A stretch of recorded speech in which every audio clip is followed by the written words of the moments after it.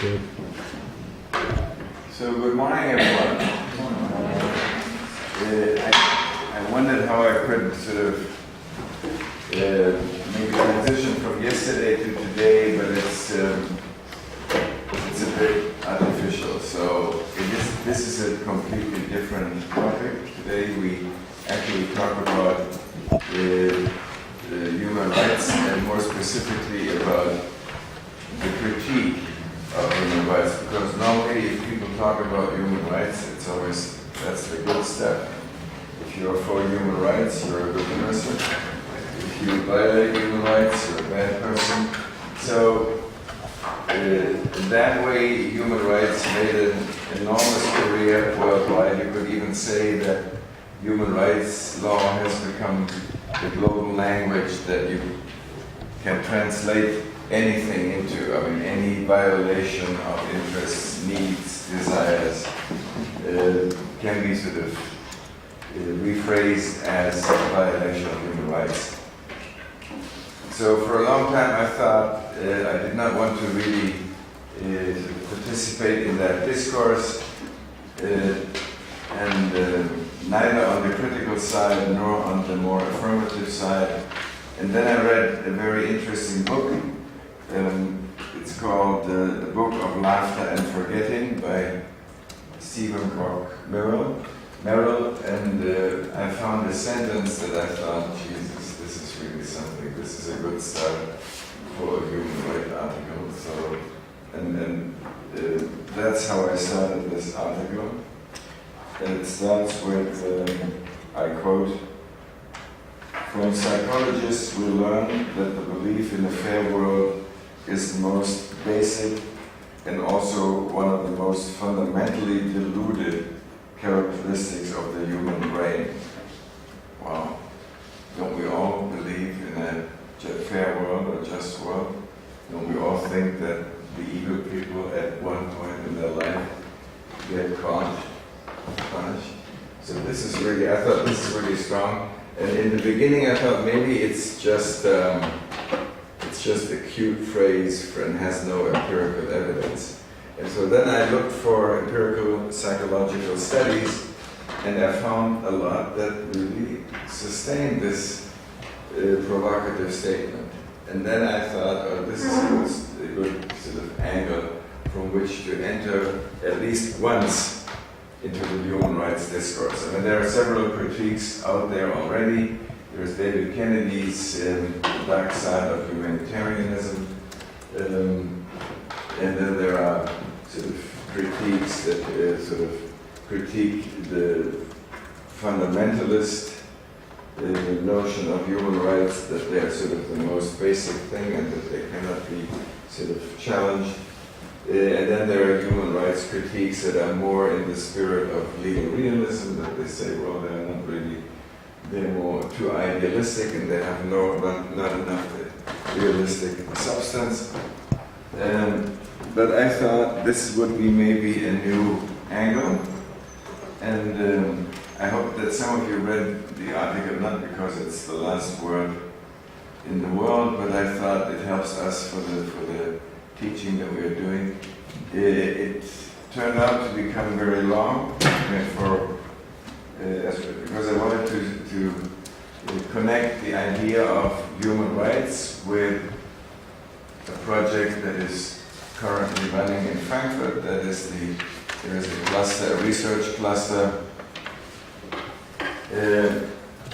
It's called Normative Orders, and yesterday, well, that would be the transition. Yesterday you noticed that I'm interested in how order is constituted, and in a way the human rights aspect, of course, fits very well into that thematic corner. And this research cluster in Frankfurt is called Normative Orders, and their projects come from different angles, from the law angle, from the political science angle, from anthropology, sociology, and just try to show how order is constituted. And so in that, what I did yesterday actually has to do with what I'm doing in the cluster, and what I'm doing today has to do also with what I'm doing in the cluster, but the problem is that some of the speakers of the cluster, one at least, was very upset about this human rights article. And he said, how can you do this?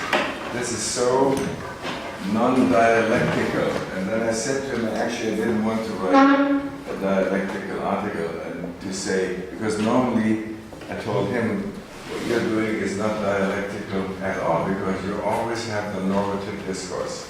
And if you read philosophy, articles on human rights, or political science theory on human rights, it's always, the idea is always, how can you improve human rights? How can you give a better justification for human rights? What is the ultimate human right? Like Hannah Arendt's, for instance. I mean, I respect Hannah Arendt a lot, but and so she said the only human right that really is out there is the right to asylum, because if human right means that you get the right because of your bare humanity, if you are an asylum seeker, that is what you have, nothing else. You have just your humanity. All the other human rights, she says, and I think it's pretty plausible, they presuppose that you're already a member of a community a community that has jurisdiction, like freedom of speech. I mean, you're a national, you're a citizen, and you have already sort of a certain layer of rights, and then you argue, I want to have the human rights of equal treatment, of freedom of speech, of freedom of assembly, freedom of profession, whatever, property. And so that was her argument. Other people said, in Frankfurt, one of the speakers argues that the only human right, or the most fundamental, is the right to justification, so that you have the right to get an argument if your sort of interests are violated, which I think is very abstract, very academic.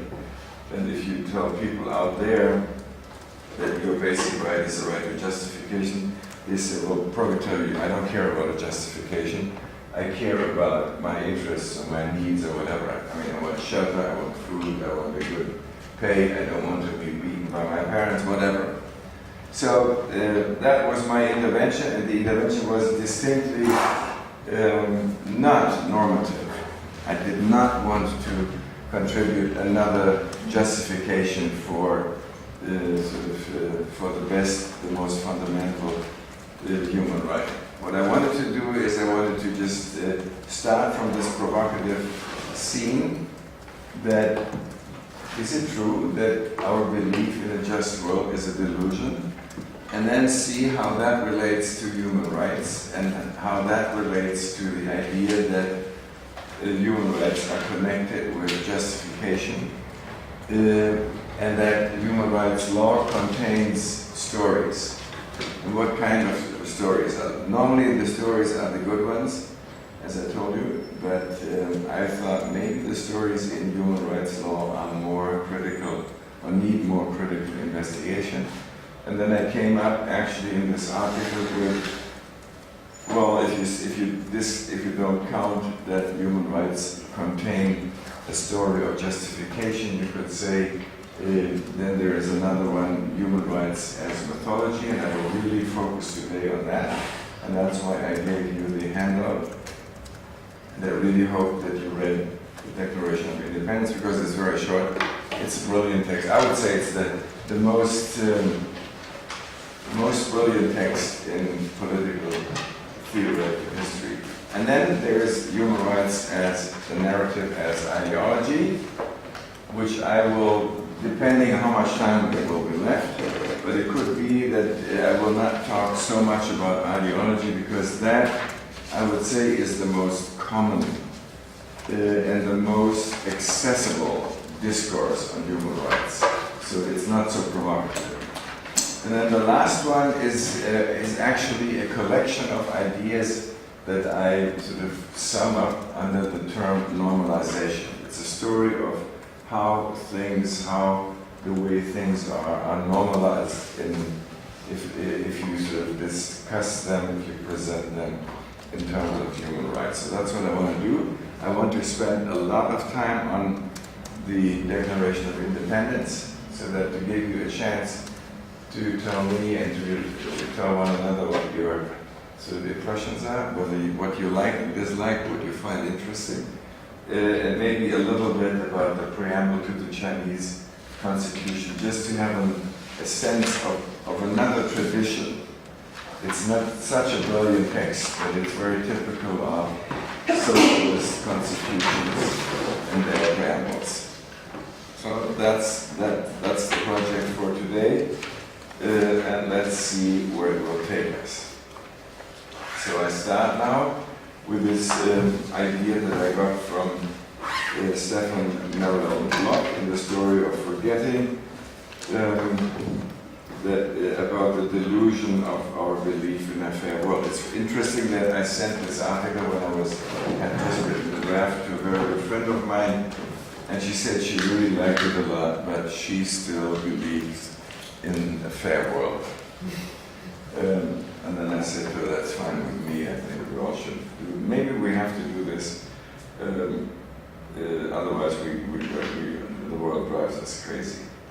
And what I use this introduction to differentiate, well, two styles of sort of narrating about the world. The one is the romantic style, and one is the tragic style. The comedy I mention every once in a while, but it's more explicit in the article itself, which will come out, by the way, if you want the real story, the real text. It will come out in one of them, I think in the next issue of the International Journal of Constitutional Law. They took it, and my sense is that they had trouble accepting it, because they had accepted more pieces from me, so it was difficult to turn me down. But my feeling was that some of the outside readers had said, boy, don't do this to human rights. And I think if human rights are that strong, they can take my critique easily, and then it will not even sort of make a dent in their fabulous career. So what does it mean, tragedy and romance? Tragedy means that you look at the misery of the world and you represent it as a misery. Then it's sort of, you see that it's really tragic. But human rights law, and also, there are also other ways, but we talk about human rights today, they recode reality not as a tragedy, but they make it look better. They make it look good, and this making something look better, I say in the text, is recoding it as romance, or you could also say it's a romantic discourse, which has a happy ending. Whereas life, as we just heard, maybe it doesn't have a happy ending. So there are two different actors who do this recoding. First, the victims, and if you sort of, I will just give you an account of what victims of misery do, and maybe you will recognize, not yourself, but you will recognize experiences you've had, readings you have done, that you say, yeah, this is actually what people do, or what my neighbor did after his wife died, or his kid was run over by a car. So what is it that victims of injustice do in terms of recoding the injustice in a romantic way? They may deny, this is the first variation, they may just deny the unfairness, so in the sense that they deny that it happened, or they minimize it, like saying it's not so bad. Each of us has heard this from parents, even if they mean well, like you really hurt yourself, and then one of the parents says, it's not so bad, come on, and an Indian doesn't know any pain. This is what I heard, an American Indian. I don't know about the Indian Indians, but I've heard this. You really feel miserable, and then the parent says, come on, it's not so bad. So this is where the recoding of tragedy starts and turns out it's sort of into a romance. It's making some something harmless. The second, that you are told, well, yeah, this is an injustice, but it's sort of on the way to being amended. Just wait, just be patient. I mean, they put in sort of a temporal dimension. Or they say, well, yeah, this is an injustice, but it's counterbalanced by greater benefits. So they make a compensation. Like, it's okay, I mean, it's not good what happened, but religions do this. They tell you, well, yeah, you're suffering a terrible loss right now, somebody died. But like in the other world, I mean, after this world, it's going to be wonderful, right? You will be, there will be paradise. So this is actually, this recoding of tragedy into romance is something that religions do often. Another mechanism is that they recode the tragedy into romance with the argument, it's inevitable. This is like the fatalism argument. It's inevitable. I mean, you just have to accept it. There is no way you can change it. And of course, then comes the worst mechanism that many people, and I'm sure that you have had experience with this in your sort of social environment, that many people don't say the world is unfair, the world is unjust, but they say it's my fault. And that, of course, is terrible. And that, of course, turns into a clinical problem. But that many people, they blame, this blaming oneself is the most terrible aspect of this, what we talk about. I mean, we will talk about it on a more academic level, so it's okay. But if you really look into this, and if you take this introduction seriously, you will see this is really something that has a lot to do with the real world, not just with the academic world. Okay? And maybe you have done it yourself, that you feel, it was my own fault, I could have done better.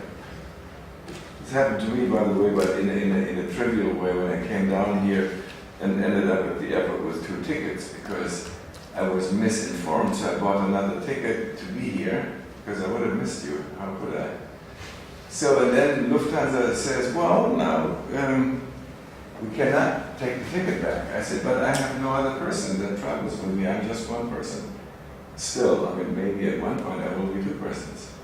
And they said, so we can just change the booking. I mean, it's ridiculous. It's not an important problem, but it's, and then I thought maybe it was my fault that I gave them the wrong information, but it's ridiculous. I gave them my name, and the person in the service center should have seen my name in the list. I mean, the airplane that flies from Frankfurt to Turin is so small, there were like 50 people. I mean, it's easy to see whether there are 20 Frankenbergs. There was just one, I'm sure.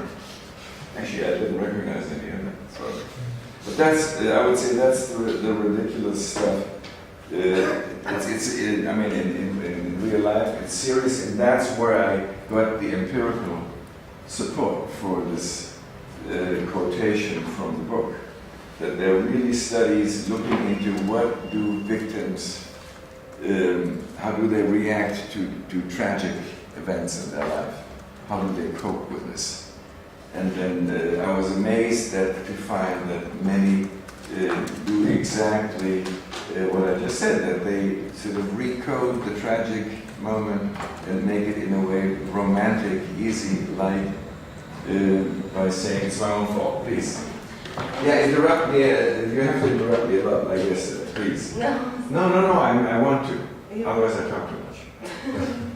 No, I just wanted to make as an intervene to say, commenting on this, that like 1 week ago, one of the Palestinian studios was shot by Israeli occupation, Israeli military. He was shot and died. He's 18 years old. And then I had these mixed feelings.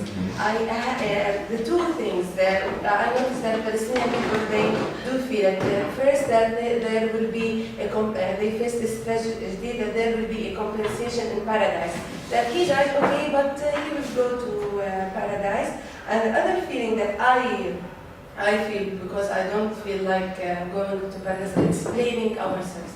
So that's why I feel like before like 4 years I was just saying, okay, everyone who will die will go to paradise, but now we just blame ourselves, because I think that even you say that it's the worst mechanism is to blame yourself for facing a tragedy. I think it's the best point, or the best solution is to blame yourself, because when you blame yourself, you know why you were the victim, not them, or why you reached that position to be a victim. You should blame yourself in order to know what weakness points they used in you to make you a victim. So I know it's harsh, but this is what I feel. This is a really great example. I mean, and you can all, look into yourself. You can, of course, sort of bring it up in this discussion. I don't want to push you, but it makes a lot of sense if you think, how do I sort of sustain my belief? Why do I do this? You do this because you want to believe that the world is more or less just, fair. Otherwise you wouldn't have to do it. You could say that was a crying injustice. But no, you do this because you want to go on living and you want to feel, well, the world is more or less, it is okay, fair, just. And this is exactly the introduction. The introduction that probably is the most important thing of all about it. Because that is sort of, when you read it, when I read it the first time, I thought, Jesus, this is too strong. And then I thought I have to let it sit there because I feel it's right. And that people have to go over is then the other variations of the story, of the romantic stories. That's, I would say, easy. The beginning is the tough part. And if you feel you cannot accept that, then you should challenge me right now, or you should really say what you don't like about the introduction, because it's setting the scene. Because now we turn from the victims of injustice to the observers, and you were an observer of injustice in a way. But what do? They do very similar things. First, they don't blame themselves. In that case, you could say, I blame this guy. This guy, he probably was provocative or whatever. And so then he was shot. I mean, it's too bad, but he shouldn't have done that. See, this is, so how do the observers of injustice recode the tragedy as romance? Well, and that is really what provoked in Frankfurt a lot of criticism. I think they always talk from the normative point of view. If you can't take the realistic point of view, just turn it into a normative story, like how things should be. Then you don't have to talk about how they are. You just say, I tell you how they should be, and then you hope. I mean, some people do that, in all sincerity. They hope that this normativity has a pull things out of the misery and out of the tragedy and make them really know. If everyone believes in human rights, if everyone respects human rights, things are better. Like if Nike observes human rights, well, then they will close the sweatshops in Mumbai, when I talked about yesterday. So if we all observe human rights, we have a wonderful world. It's almost like Hollywood. If I had said that, I guess they would have beaten me out of the cluster building. But it is, in a way, it is Hollywood style. Like I'm sure you have seen a Hollywood movie where you felt, this is really dramatic and terrible. Or see Gravity, for instance. If you want a recommendation, I can recommend movies. You have enough time. Gravity is a wonderful movie, but you feel you're turning up there in space, but the end is terrible because it's clear that Sandra Bullock, wonderful as she is, and I adore her, but she has to die up there. It's clear. And they only sacrifice George Clooney, which is bad for the women in the room, but she also. It's totally implausible. So the last 15 minutes are ridiculously in this spirit. It's sort of the observation that this tragic thing that happened in space, which is unbelievably exciting. You have to see this. It's just recoded in the very end, and then she lands on Earth and gets up, and it's as beautiful as ever. I mean, this is what I mean. What observers do. And here the observers are, of course, the movie industry in Hollywood. The strongest storyline of observers is always that they put the normative against the real. This is, I mean, something that happens all the time. I mean, I'm not saying normative theories are bad, but I'm saying that you have to watch out how much do they try to transcend reality, how much gets lost in the normative story of rights. If you have the good philosophers, well, Waldron, I mean, who I really think is a terrific philosopher. But just read their stories and ask yourself, how far are they related from reality? And where is the turn in their story that they turn back and say by the very sort of, they call it counterfactual. This is a word that I learned from Habermas. I didn't know in the beginning what it meant, but it means you go against the facts. And why? Because you have the normative power, the power of normativity. And of course, this is the moment where human rights come in. Because in a way, what the human rights law does, they offer a counterfactual story that can improve the world. And that, of course, accounts for the enormous career of human rights. I mean, you could say that there are several aspects. One is you can scandalize power. Human rights are really better than many normative stories because on the one hand, they give you, how could I say, a matrix where you can see violations of interests, of needs. You just then turn them into rights. I come back to that in a little while. Second, you can also offer the vision of a better world, where this is what comes, like if you take all human rights together, they, in a way, they offer you a new vision where life is better, where the world is fairer, more just. So that's, I would say that accounts for the human rights stories. Plus, what I wanted to add in this article, I think the special purchase of the human rights story comes not only from these two elements, I mean this counterfactual normativity and this vision of a better world, but also that I think human rights law works as a myth, where we will talk about a lot because this is a tough topic, and also because it works as normalization. And normalization is something that I already mentioned, only in other words, that you feel, well, there is no alternative to this. This is how it, if you tell human rights activists, don't you see that you sort of turn everything that happens into a human rights category and story, they say, yeah, but there is no other way we can handle this. And this inevitability, that is the second aspect that I will sort of come back when we talk about normalization.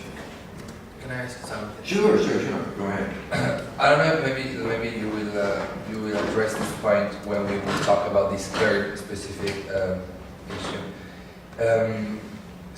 You actually connect this fact of the normalization to the universalization of human rights in the sense of considering them as universal kind of tools and so to nature, kind of like natural law also.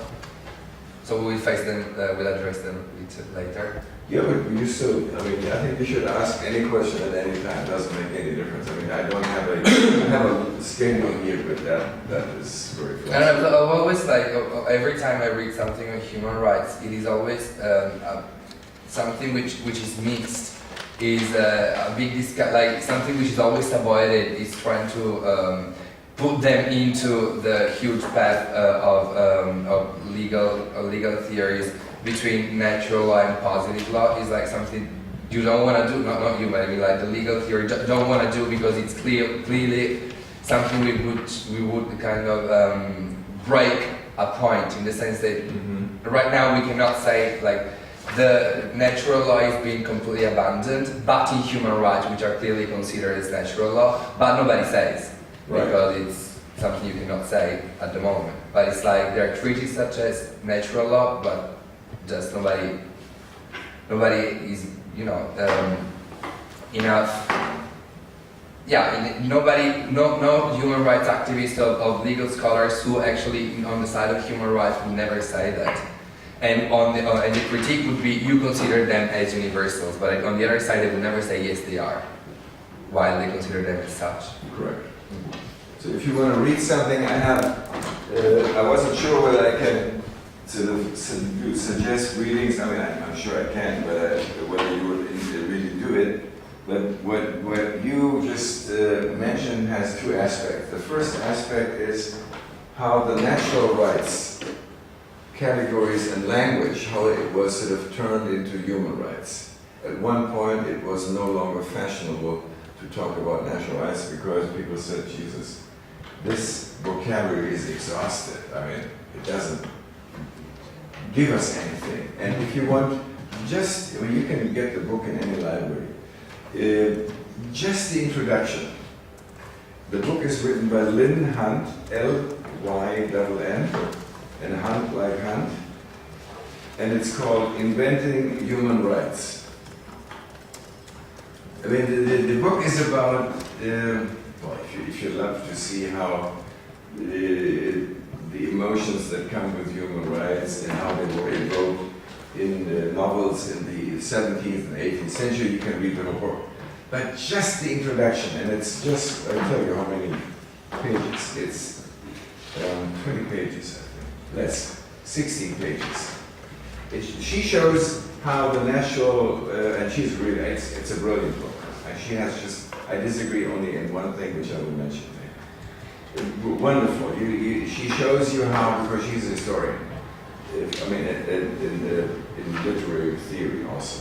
So she shows how the natural right language was sort of, in a way, sort of turned into human. The second is, that was his second point that was hidden in this statement, that yes, they are considered universal. And then you get into the, I would say, in the meantime, boring idea about cultural relativism. Right? That people say, well, in Asia we have a different concept of human rights. In Africa we have a different concept of human rights. In Germany we have a different concept of human rights. So this universalism is always challenged. But I think a more interesting idea is not whether we have many human rights, but you ask what particular experience is translated into the universal. That makes more sense, because the other debate is over. You cannot answer it, because it's very possible that in India they have a different notion of human rights against the whole religious cultural background. It's very possible that in Germany you have yet another sort of concept of human rights against the German Nazi past. And it's possible that in the US you have a different human rights background than in England, for instance, because of things that we will talk about today.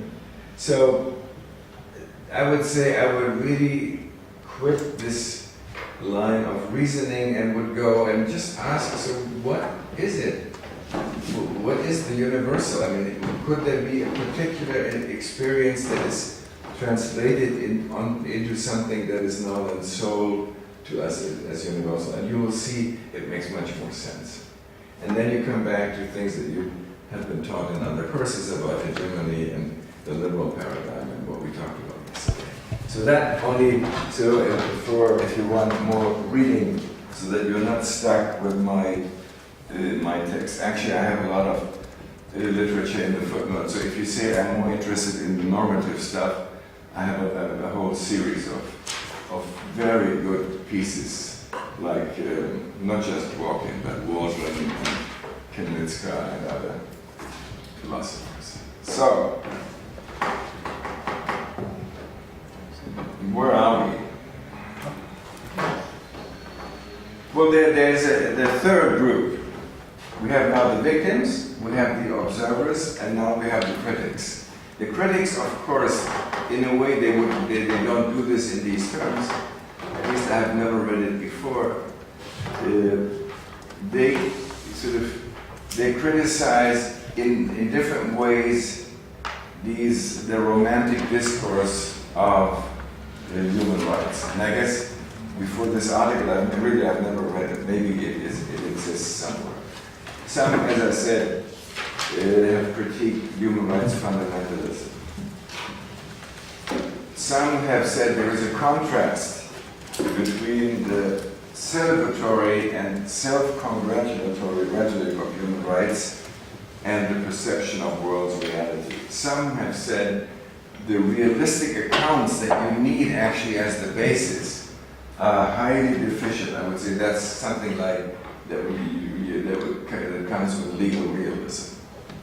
And then there are people who critique the ambivalence of human rights. I mean, that the normative theories suggest certainty, determinacy, and then other people, and I had before this article, I had joined them and I said they are highly ambivalent. That doesn't make them bad, but at least you have to confront the ambivalence, I mean the different valence that are as encapsulated in human rights.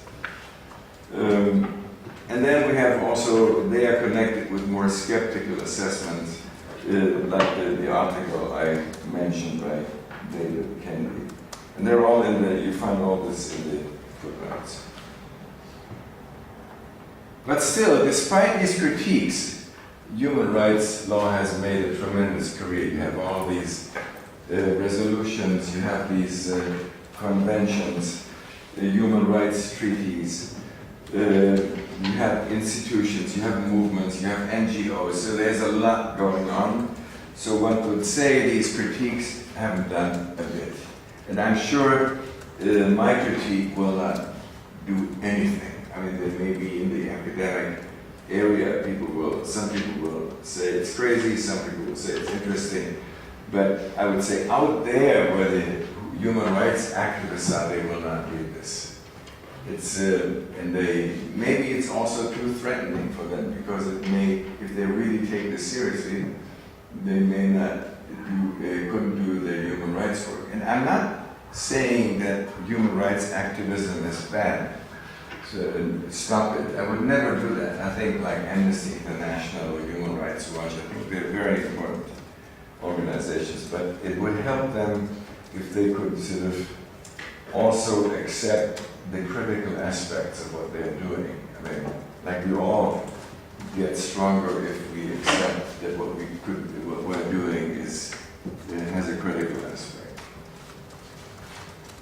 So now what I want to do now, after this is in a way the introduction. I wanted to also to tell you that I want to unsettle the routine of just going on with human rights and human rights and human rights. I want to introduce a more skeptical view that starts from this delusion about the belief in a just world. And then I want to introduce to you the concept of narrative, why lawyers don't accept narratives. They really think narrative style is bad, and they don't realize that they do narratives all the time. Then the next step is that I want to show you what the specific narrative of human rights is. It's a narrative of justification. It justifies something. I want to talk with you what could we, what is the justification, and then we come to myth, and finally then to normalization. And I'm not saying this is sort of a totally new world that I'm showing you, but I hope that I can show you some insights that help. a better understanding. So we have a short break now, 5 minutes, where I would like to start and ask you whether you have questions, you have comments before. I don't want you to sit on comments and protests and whatever. So we do this, and then we go into narrative and narrative justification.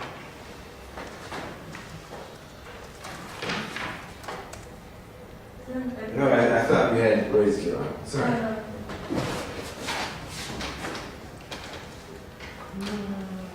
No? No, I have to metabolize because I read the article and it was really strong in a certain sense. Because I grew up with the idea that human rights is our polar star and no, all of us, I think. So sometimes it's difficult to understand that it can be a way or a mean to dissimulate the concentration of people or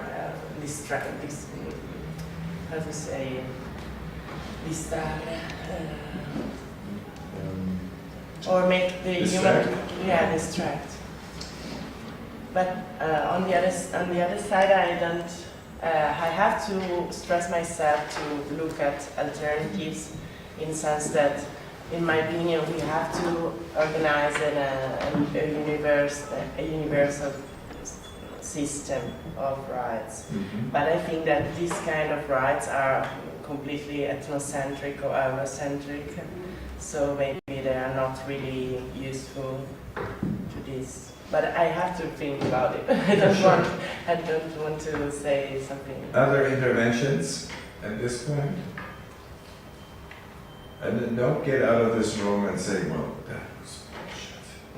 I didn't want to hurt his feelings because I'm invited to dinner here, so I get so many benefits. The sun is shining, so I can take that. No, really, this is important. Otherwise, it doesn't make sense. I mean, if you feel I have a completely different notion of human rights, and I think we all have. I did. And then, what is he saying? So then at least you should really understand what I'm saying, and I would suggest that I will then have to deliver more. That's what I want. I like the rights to be... You go ahead, and then you're next. I like the rights to be attacked by torture, you know?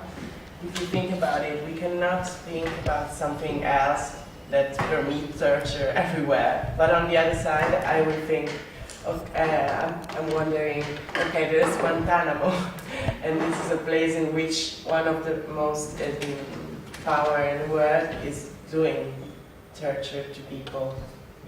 Or there's our detention center that are kind of torture lager or something like that. So in my opinion, okay, on one side we can think, okay, human rights are good because they protect some rights, but on the other side they are not effective. So in torture is the end of the story, of my story. Yeah. And you have noticed that there is a normative twist. So Yeah, before I'm always going against this romanticism, so maybe we should keep, and maybe that's the romantic moment of the article at the very end, at the very, very end, and maybe then we could sort of ask whether I am also recoding the tragedy of torture, or whether it's a different kind of, or is it romantic, the very end? Because that's when I felt I have to draw a line, also for my criticism. But let's keep them sort of until the very end, because I really want to go through, especially through normalization first. I mean, the myth, you could say that's aside, but normalization, you have to understand that if you feel, yeah, that makes sense, but is inevitable, as I said before, then from there we can move to Guantanamo torture, and then in the very end, when I sort of turn things around for it's only 5 sentences. Please.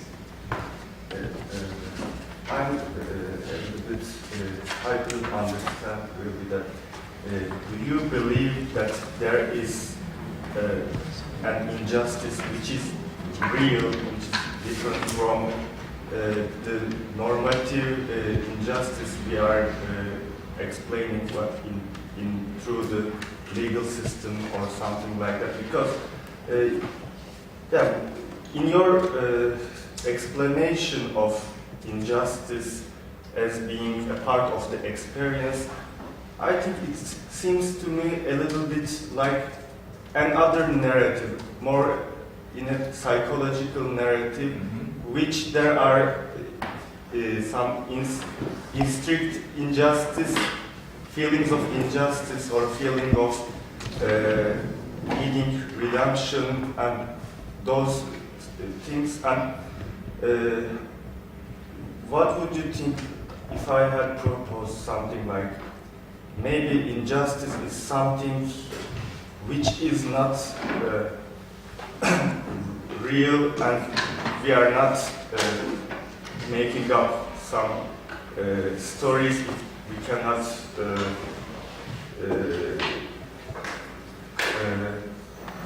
if we cannot deal with injustice. But from the other side, maybe injustice is something we can invent when we have the ability to compensate this injustice through legal system or through some kind of political power. The thing that makes me think is that while I was reading the Declaration of Independence, it's like they are presenting taxation as without consent as the injustice itself. But it has been for thousands of years, actually. Nobody asked, no one. And I don't think for thousands of years people really felt that this is the injustice. But they just moved on, you know. But wouldn't you say that our sensitivity about what is just and what is unjust is changing? I mean, life is changing. And if you ask me why do I really think that the belief in a just world is a delusion, is that just some fancy idea? I would just give you like two examples. Like we in the north, in the northern hemisphere, use all the energy and we ruin the climate. And then you read that the small collection of islands that we mentioned yesterday, Kiribati, that they will probably be wiped off the earth. They already bought land on the Fiji Islands so that they could be evacuated, but they lose, I mean, literally everything. One example, and then of course that the climate example could be extended over and over and over again. Just look at the distribution of wealth in most societies, the distribution of computers, the distribution of most anything, then I would say, I don't believe that this distribution is just, so it must be unjust, it's unfair. And so why would I sustain my belief that basically things are all right? But I agree, I mean, your point is really tricky because you say, well, the sense, I mean, that has been considered just, and for hundreds and hundreds of years. But I would say, well, if you read this wonderful book on the civilization by Norbert Elias, which is actually a book you have to read. It's so entertaining. He describes how the behavior between human beings, the manners, table manners have changed. Like, 700 years ago, it was natural when you came to a hotel that I didn't have my nice room like now in the Hotel Victoria, but there were like 7 people with you in the same bed. Probably it was more fun. I mean, right? Could be. And then they decided, well, no, actually only men in one bed. That's also not so easy, you know. But then they decided, now it's just married couples or singles. So, I mean, there is a sense that what is right changes, and I agree that you have a point there. But still, I would say that was the revolutionary moment that they said we're not paying taxes anymore unless we are sort of represented. Well, that was just one of the items in your parliament that decides about the tax law. So that still leaves the colonies with their feeling of, well, this is unjust. Of course, we will talk about this. It's really interesting how they dramatize all this. I think it's fabulous. It's one of, I would say, it's one of the best sort of documents that you can look at. Please. I have big ideas. The first idea is that human rights are so related to culture and how the human is raised. Maybe the human can be raised in a way that he won't even recognize what is his rights. And it happens in many societies that, and according to women, they do themselves invoke their own rights because they don't recognize what can be considered their rights or not. Second comment about you're saying that the world is not fancy and it's impossible to achieve the justice because each human is, in his nature, is selfish enough not to think of other people in other world. Like if I live in far away in Europe, I won't care what's the invoke of human rights in other countries because I don't have time to see it. So as I think human rights is just a poem, or it can be called as a method for powerful countries to use as a discourse to occupy or to do whatever they want. So I don't believe in human rights, and I don't believe that this concept exists. Not just so if I want to take a lecture about the human rights, I just feel angry because I don't want to learn what is the human rights. Each one of us knows what is his right. I just want to reach a stage that I can learn how can I achieve my human rights, how can I have my human rights in a world full of powerful countries. Like we can't say anything now to the United States when they invoke human rights. Why? We learn human rights and we have conventions about human rights, but they are not applied. Why just we lose our time learning the human rights, but we don't learn how to achieve these rights. So it's nonsense. Like, it's just a discourse. You should, for the time being, you should believe in human rights. Otherwise, I cannot disillusion you and make you see the indifference. It's just a discourse. In the end, you can say, I mean, if you go through all the literature, I mean, you have to read an author who I quote, and she was the one who said, well, you can't say that there's the world is unfair and that this belief is a delusion. Then, of course, you have to read Susan Marx's article on human rights in times of disaster. And after reading those articles, I don't want all the responsibility for this, from your disillusionment. But after those articles, if you still feel, well, they're sort of ambivalent, but if you want to do something with them, so this is what is possible, and this is the danger, then I would feel more comfortable. I always thought like two things.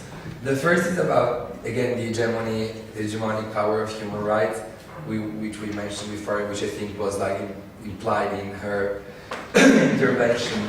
And I was wondering whether you think that this hegemonic power of human rights depends on either one aspect or the other aspect they have, or both. So, or either on their morphology, in the sense of being rights, therefore individual entitlements, which could be used as a tool of hegemony, or just because what can be considered as human rights, or what achieves the position of human rights, it is only things which are useful for hegemony. And my second question is on this second aspect. Would you actually somehow relate this process to what we've seen yesterday, to the mechanism you've explained yesterday? The second question, I would say definitely yes. The human rights, they are invented somewhere because people feel this is a good label for what we have experienced and how we want to avoid the same experience again. That's how human rights come into being. And so then they march through what we called yesterday decontextualization. They come into the IKEA market, and then people say, "Oh, this is a great human right. Let's have one." it makes our sort of catalog of rights looks terrific if we have the right to marriage or the right to, well, property has been there before they even started to think, so we should take the other ones. But habeas corpus and whatever. I mean, that all of the, so that they thought, yeah, we can translate this, and then we recontextualize. In our sense, in our country, like habeas corpus means something different from what it originally meant in England, when the barons sort of challenged the king. Yeah, so the second question is a definite yes. The first question is let's wait with the answer until we come to normalization, because there are two aspects of human rights that you mentioned. The first is the selectivity. I mean, that's maybe one of the powers that only certain selective experiences are sort of framed as human rights. Not everything can be, like you don't, if you said, well, we want to have a human right to have a pause now and whenever we want to, you will have trouble because people will say that's trivial. So that's, but the selectivity is one aspect which accounts for the power, and so it makes it a strong vocabulary that has to compete with politics and the other sort of other vocabularies, politics, psychology, philosophy, whatever. So, I would suggest that until we go and have our wonderful break, that we should at least go through the narrative section, and then, because that I'm sure that you'll have many questions there too, and the narrative of justification. I myself have always been I found it difficult to introduce the concept of narrative into law or legal treatises. I mean, of course, when I do lawyering, meaning every once in a while I take cases, and then most of them constitutional, I find it, I thought, no, I can't really use the narrative style either. People will think I'm crazy, so that's not good for the case.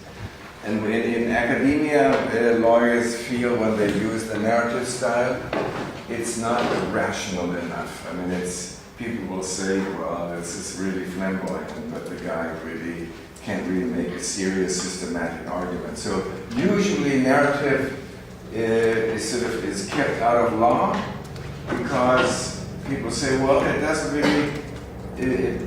really fit into our logical and systematic way of thinking. And I think that area is over. There are lots of people, some have explicitly done law and literature, but you could say, well, this is a specialty. That doesn't count. But some have looked into law itself and said there is the story there. Like if you have a case, for instance, you have to, before you start arguing, you have to tell the story of what happened. We call this the facts of the case. But it's a story. And I really have the experience that the case is not won or lost because you only produce the best arguments, but very often it's important, what is the story that you're telling? I had a very complicated case once about a lottery. And the lottery owner, he was charged with paying 200 million euros, which is not really something that you take out of your pocket. He was charged with not having paid taxes. And so I asked the person who wanted me to take the case, could you please write down the story of what happened, because I just don't understand it. If you want me to make a legal argument, I have to understand. So she wrote down the story. She was a former judge. And then I realized that if the story was right, the state of one German state could only get, let's say, 18 million euros if he had, because there were certain two categories of taxes that he may not have paid. So then I made my argument about everything with human rights and rule of law and all this. And so we submitted this not to the Constitutional Court because we were not there yet. The procedure didn't allow this. We had to exhaust the other instances. And so we sent it to the appeals court, like telling the court, this is what we want to do. if you don't sort of do something about all this money. And the next week, the court, these are things that you really want as a lawyer, this is what you want to happen. The court just sort of canceled all the arrests of the money. They arrested the money, and so the guy got all the money back. So that was great. Even without the constitutional complaint being submitted in the Constitutional Court, they just said, well, this is obviously completely, it was framed, because obviously the prosecution had cooperated with the other side, which is an official lottery organization in Germany. They wanted the competition. So, but what I'm telling you is that the story was crucial. I wouldn't say my argument was so important. It was good enough then, but I would say the story is important. So there are lots of stories in the narrative style should not sort of be banned from law. You just have to know where to use it. So the question is, what are the legal narratives, or you could also say political legal, because otherwise you challenge me and say, well, that was more political than legal. What are they about? And I would say they're about contingency and about justification. In a story, you want to make something look non-contingent. It shouldn't be a coincidence. It should look like something is really systematic, logic. And then and some stories are very dry, cut and dry, and some stories are a little more flamboyant. And when you read, especially constitutional law, so we have another connection to yesterday, you read very often that a constitutional court or some court will say, well, for ages and ages we have decided this matter in this way. For instance, the abortion decisions in the US. That's one of my examples there. So in a way, they invoke the story of their jurisprudence. And they do this over and over again. And if you just take the first half sentence of the Declaration of Independence, which I think is fabulous, when in the course of human events. I mean, after all these words, how could you object to whatever comes? They could, for instance, continue, when in the course of human events it is important not to kill 1 million people or all the American Indians, you would say, yeah, of course, this is not in the course of human events. So that's what I mean by stories. So the construction of something that is not just coincident, but that is has a systematic or logical or historical continuity. It's sort of a train running. And the other is justification. And for the purpose of this article, I had to think about, because I never did that before, what do you have to justify? And if you look at the word closely, one would say, well, you have to justify. If you go to its Latin roots, it means you make something just. And what do you have to make just? Well, something that is unjust. Easy. Right? Because the last syllable, phi, is from facere in Latin, meaning it's that's what you make. You make just. And then I suggested that one could distinguish two situations of justification. And I'm not really, my heart is not in there. I mean, you could say, well, yeah, you could have other, maybe you have better ideas. I just thought, you have first the situation that something is dramatically, clearly unjust, unfair. I mean, it's really, when we talk about like dictatorship, and then we say, well, then you have to really argue it away. That's meaning justify. That's the extreme case. And for instance, when throughout the Middle Ages and modernity, when other countries were invaded, it had to be justified. And usually, at least, the old justification invoked some mission. Like, some Christian mission in civilizing the barbarian people. The mission to help them, the most recent invention in England, I'm sure you will hear or have already heard international law, the humanitarian intervention. We have to intervene. In the Kosovo, we have to intervene to help people from getting killed by some oppressive power. So always, like in Vietnam, the line was make Vietnam safe for democracy. It's always the same. It's always this justification.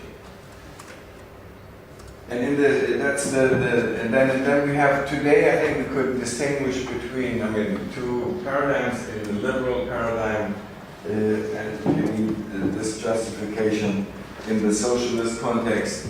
That doesn't show yet in the preamble of the Chinese constitution, but in the constitution itself, this style of justification starts with the first socialist Russian constitution in 1918. I quote, "Being guided by the interests of the working class as a whole, the Russian Socialist Federated Soviet Republic deprives individuals and groups of rights which could be utilized by them to the detriment of the socialist revolution." So they say, well, we have to take the rights away from you because that may be to the detriment of the socialist revolution. This is a standard justification in the socialist context. And in the liberal paradigm, hegemonic context, the justification would go different. It's very often, I would say, on the same level. It's always this mission of that you're doing something good. I mean, it goes down through the 19th century, and we have it in the 20th. And the humanitarian intervention is just the justification for invading another country and violating the right to self-determination and the violation of the violation of territorial integrity. Then the second situation, this is where the justice is really miscarried, where sort of you have to, in a way, justify a gross injustice. But the regular case is more tricky when the unfairness is not really clear. It is just arguably so. So you could argue, well, that is not really. Like you could take, we discussed this last night, so I thought this is a good example. The invasion that is now forthcoming in Crimea. You could say, well, this is clearly unjust, and that's how it is presented in the Western press. But if you look at it, you feel, well, the case is not that easy. You could say, arguably, that needs to be justified, and of course, Putin has already offered the justification that he needs to protect his own people there. But then, if you go and you produce historical arguments that the Crimea has always been Russian, and it's sort of the construction of the Ukraine is sort of is rather tricky, and it's sort of a very artificial thing, and the West is not just this benefactor. So then it becomes really difficult because that's what we do in law. Like you have to bridge the gap between the is and the are. So we are back now. How do we do this? With a normative discourse, so the bad is turned into a romantic odd. Then we have again the romance here. And how do we do this? That we either say this is an exception, and like if people feel what you're doing is not fair, it's unjust. Well, how do we justify it? That if it's a court, the court will say, or might say, well, in this case we have to do this, but it's not our jurisdiction in general.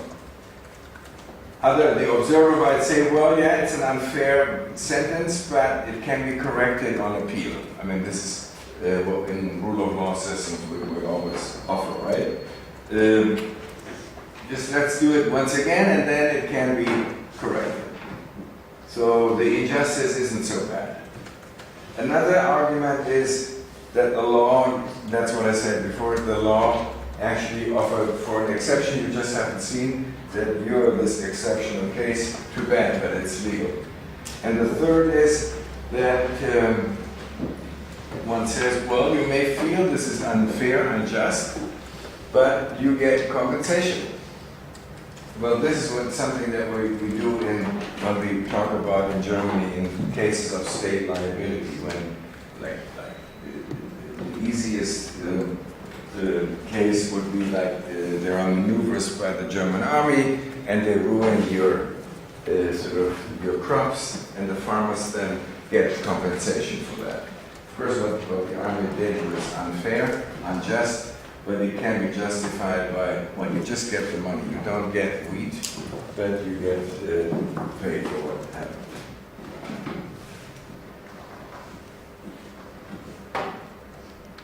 So actually, what time is it? I know you're really into like civil servants. You have your fixed date time for the break, but I would suggest that we do our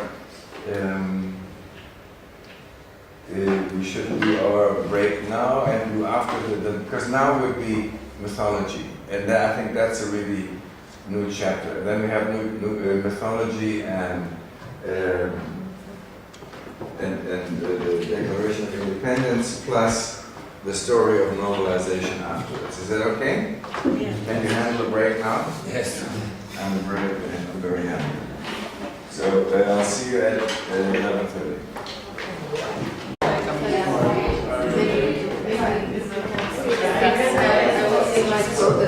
Now you need a long break, right? Now you're totally recovered. I wanted to offer you something that I've done when I taught in other places of the world. If you want to, but you don't have to. Don't feel obliged. We could have lunch together somewhere if you like things. If you, and because of this,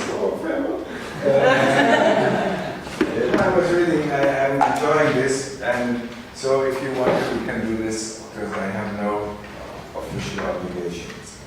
So, now we come to these, actually what the construction is now, I want to show you that these human rights, let's go back a step. Human rights law contains, as I said, when the romantic discourse usually comes with one layer, which is the narrative of justification. We talked about that, and what needs to be justified. And you will probably spontaneously say, well, but human rights scandalize, so they can justify.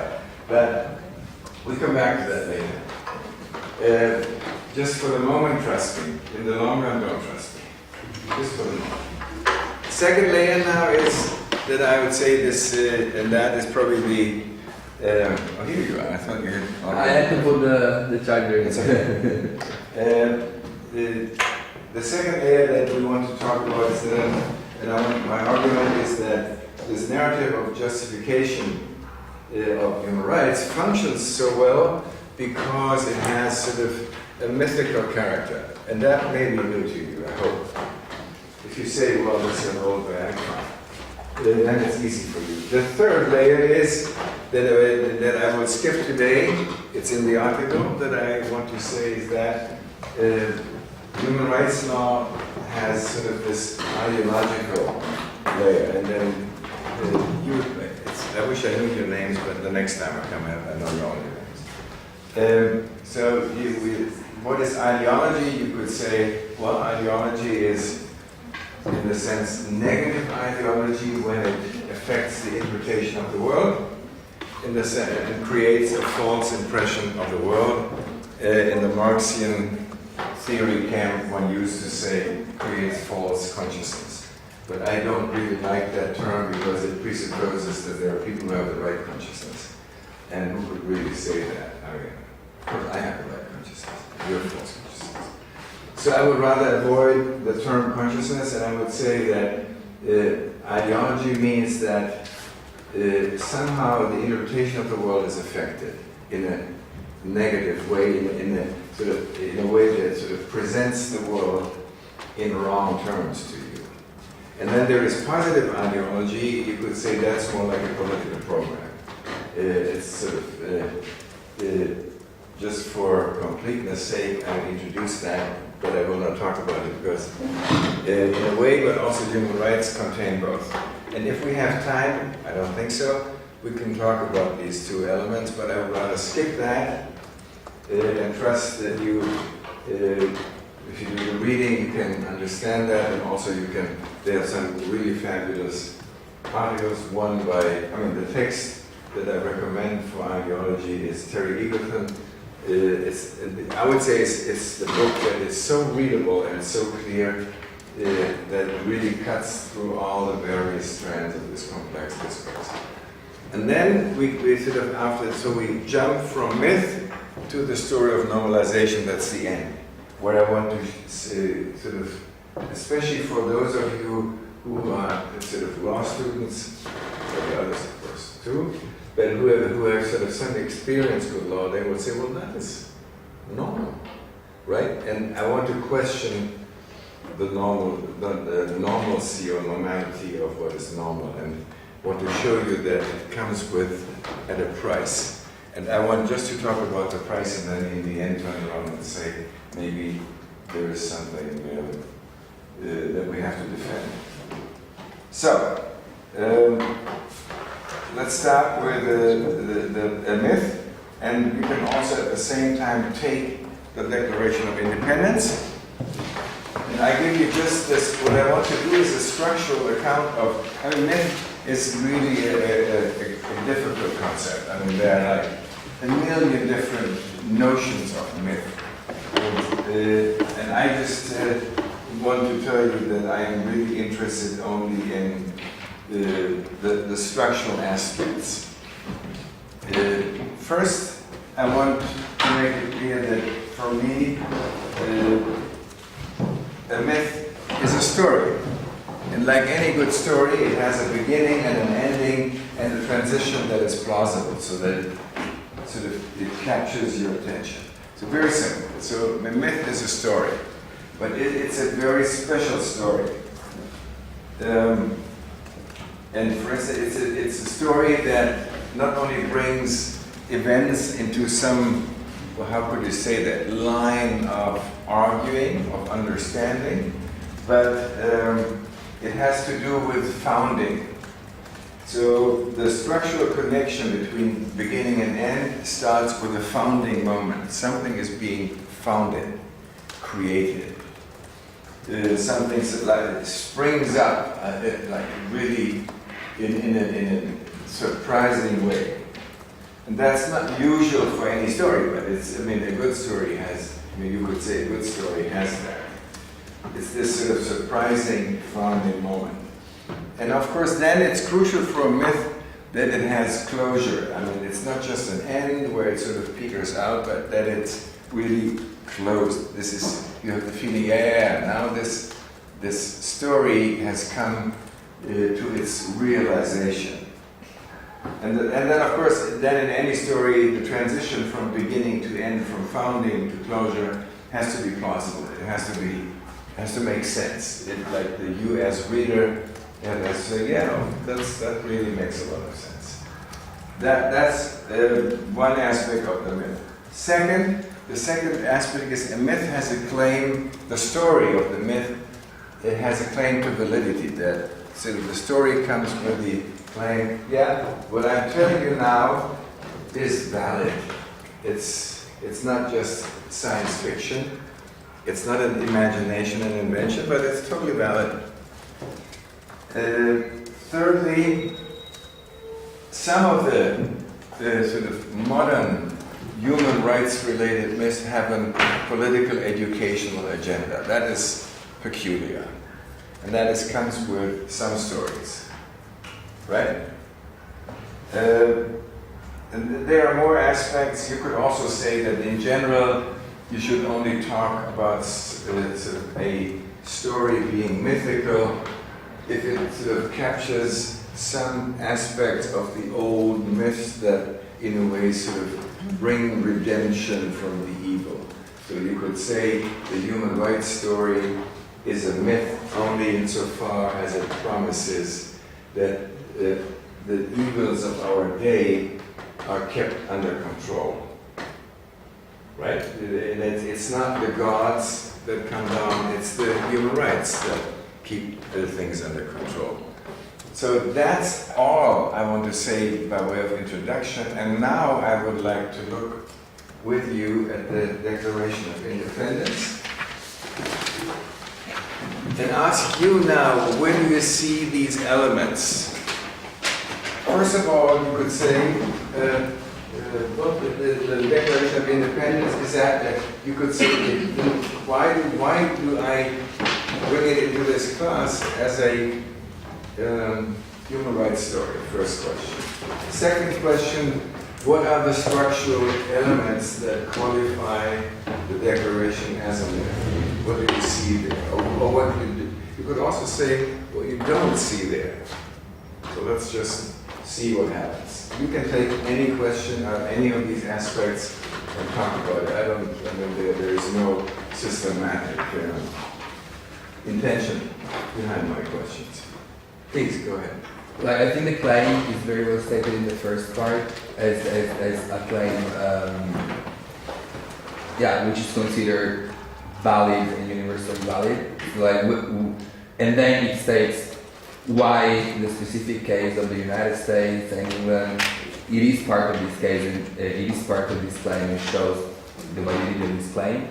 So when they say, when in the course of human events it becomes necessary for one people to dissolve the political bands which have connected them with another, and to assume among the powers of the earth the separate equal station to which law of nature or nature's God entitled them, a decent respect to the opinions of mankind requires that they should declare the causes which impel them to separation. Mm-hmm. This is the claim that they are making.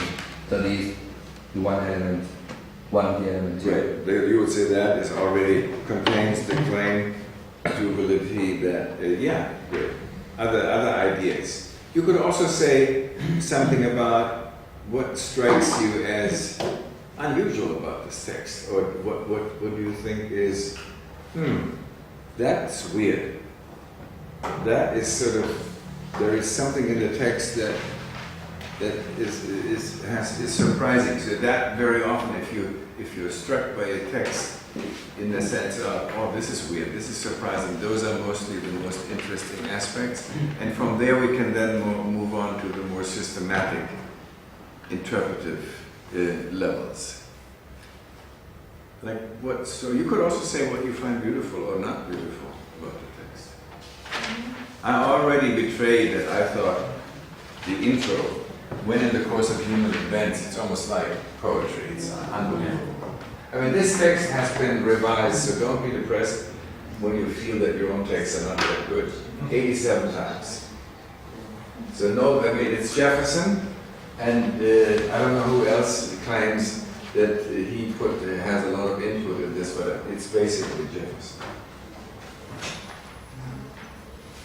For me also the phrase, we hold this truth to be self-evident. This is great. I mean, Yeah. This is like something What like, is truth and how it can be self-evident. as you say that, I mean, there's in the article, actually the introduction I recommended by Lynn Hunt, there's only one aspect I disagree. So if you, she says about this sentence, about the self-evidence, she said that's paradoxical.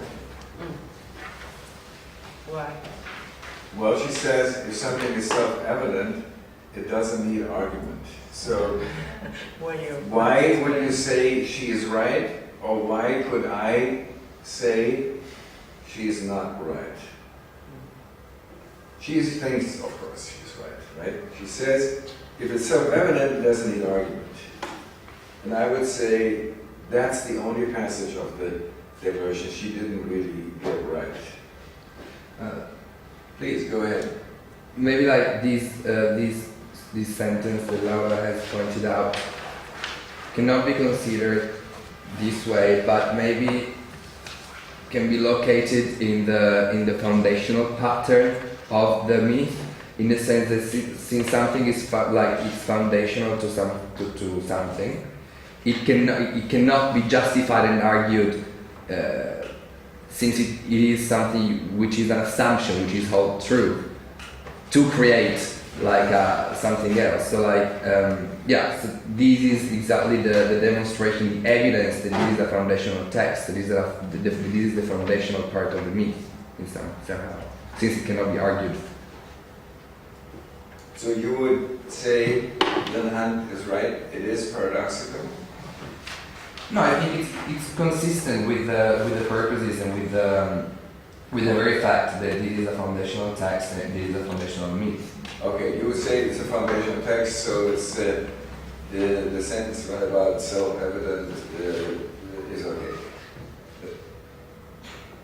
You can say that. It's It says you put something which cannot be really challenged, or you cannot challenge.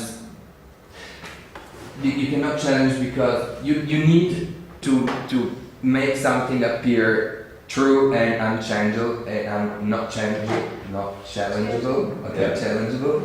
In order for this thing to found everything, to be a foundation, if the foundation can be totally challenged, it is not a foundation anymore. So, but it needs to be justified on itself to be a foundation. Okay. So that's why I think it's consistent. Okay. That's good. That's interesting. I think that when they use this sentence as these truths to be self-evident, to show that these kinds of rights that will follow are rights that anyone can, it's sort of can deal with it or can get rid of it. Like no one can. These are rights that are born with each human, and no human can deal with it and transform it or allow transformation of it or buy it, sell it. Like the right of living, the right of freedom. They are nature rights born with the human, different than other kinds of rights that the human can acquire by daily life, you know what I mean? These basic rights, no one has the right to invoke it with any sort of justification. Okay. Yeah, that's why it's self-evident. So in a way, what they're saying is these rights don't need justification because they're sort of self-justificatory, right? And are unable to be invoked in any matter because they are Right. Please. I have two things. The first one is when I read it, I felt kind of weird that for a declaration, it's like there's a really big narrative in the text, and I found it kind of weird to have all this narrative style in order to declare it. And second, coming to this topic of justifying this truth. The first part, it's actually, I think the first one, picture a framework in which these truths are based. So it's not an ontological truth. There is a framework that is being created in the first part, and then we say, then we have the truth. So it's like, it's not a truth. It's I like that a lot. if you accept, it's like mathematics. If you accept So you would say it's not actually a paradox, the construction. I wouldn't call this the truth. It's just if you accept all the above, then you have the truth. Yeah. So, But the first part seems to be so self-evident.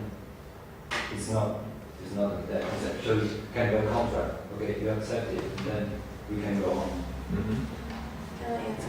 I think in the United States there is two concepts that that they focus on in their social life. It's faith and public life, and they concerning faith that they he usually focus that all the people are equal because they are afraid of the religion being mixed with the laws.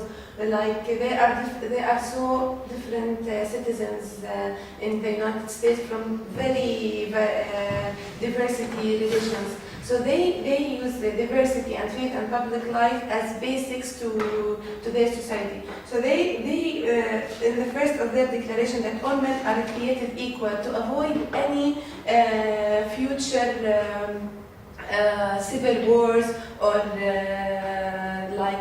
make the religion interfere in their laws, because they are even in their constitution they allow anyone, whatever his religion, to take a position in Congress and these things. So they focus on this as basics because they notice that the weakness of all other states were because of religion, because of different points of view.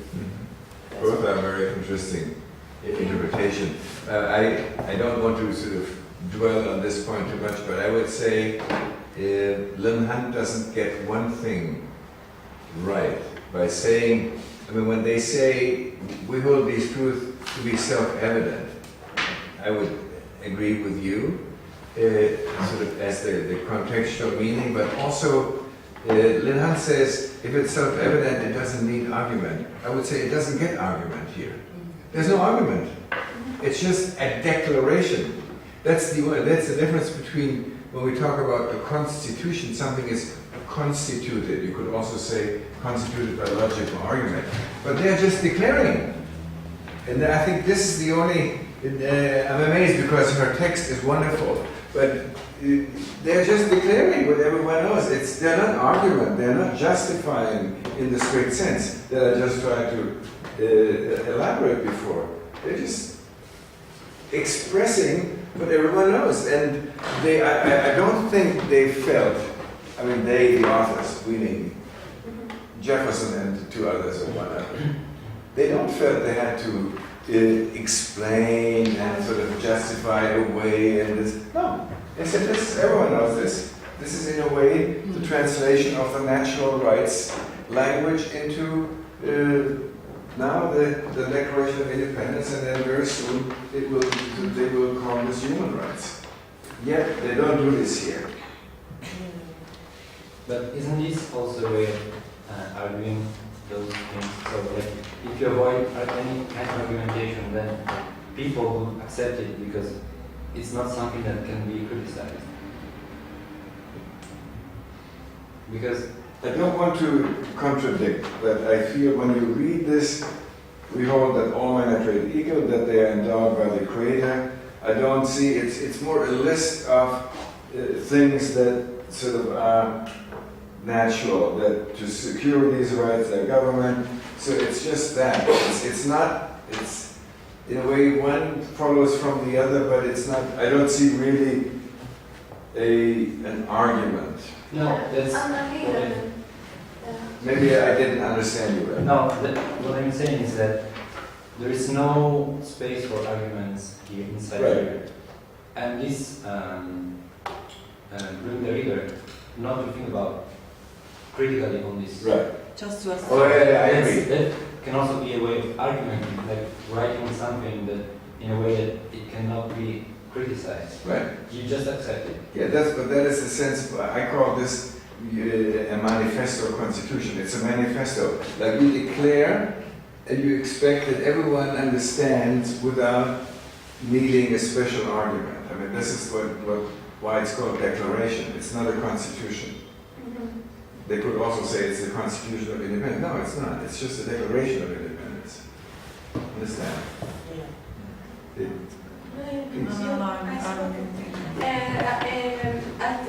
another concept that focus on self-evident, I think unalienable rights. Yeah. So this is why I think they focus, like not to make argument, or not to focus that it's unalienable rights. It's a terrible word. We should say the national. Unalienable. You really have to make a pause in between. Unalienable rights. Alienable. Alien, okay. Unalienable. Alien, the alien, Yeah, I know aliens. the movie, the aliens. So, you cannot estrange it from somebody. Yeah. And I would like to add that in this part, we're also seeing that they are going to express which are the evils of their time. The despotism, the tyranny, the colonies. So they are describing which are the enemies and how they are going to duel with them. And also I was interested in the idea that they stress out the idea of happiness. That right now it's a fashionable concept. There is economy of happiness. There is a lot of things about happiness, and also, in my opinion, happiness can be considered a concept that is monolithic. I don't know. We have to think about. There's a lot of perspective about what makes you happy. So I don't know. It's like just a comment. No, it's not just a comment. It's another way to see what is good here. Now, because I just want to give you two more hints. Closure is easy as the last paragraph on page 3. We, therefore, the representatives, appealing to the supreme judge of the world for the rectitude of our intentions, do in the name. It's really, I mean, this is a complicated sentence. They take the God, and then they make sure that they have all the legitimacy, the transcendent legitimacy, and then they declare that these colonies are and of right ought to be free. I mean, it's a wonderful sentence. Don't write like this. I mean, you should do this. But it's great. That they are absolved from all the lieges of British Crown. And then, I mean, the whole paragraph is the closure. I mean, this is easy to see. The beginning is difficult. You could say the first paragraph of the declaration is the founding moment, because it says that when in the course of human events suggests that now these human events have come to a certain moment, you could say that's where the founding of the new America, the new colony starts. That's then you have already said the claim to validity, right? That's the second big paragraph. But then comes the long story about what the English king has done. To prove this, let the facts be submitted. But once again, they're not arguing. They just said, I give you the facts, what happened. And then, I don't want to go into the details of this long list, which I think is terrific. You can see, for instance, that some relate to, they're really well structured. They're related to his executive power as king, then the legislative power, and the last third, it's a shorter part, to his power in war. So these are the three blocks of the charges. So if you accept all this for the time being, I have one last question. Is there something about the text that you find a bit strange or surprising?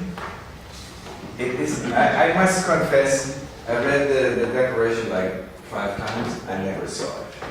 And then I read an article, and I thought, Jesus, yeah, this is true. How could I overlook this? If you think about, I could give you, of course, the hint, and then you know it immediately. And then you see it, but it's really a masterpiece. You can see that. If you think there are these people, it's an elite, they want to declare the end of the allegiance to England. And they want to address the world, tell the world that this is a just cause. And that's the justification. Right? They feel because they feel breaking away from England needs to be justified. You could say they invoke a human right, a social collective human right. That's all. But aside from that, there's one technical thing that they use, the way they phrase the declaration, which you don't see immediately, but is really tricky. And I think it's superb. And I don't know why, but I always felt it. But then I read this, I said, Jesus, yeah, it's true.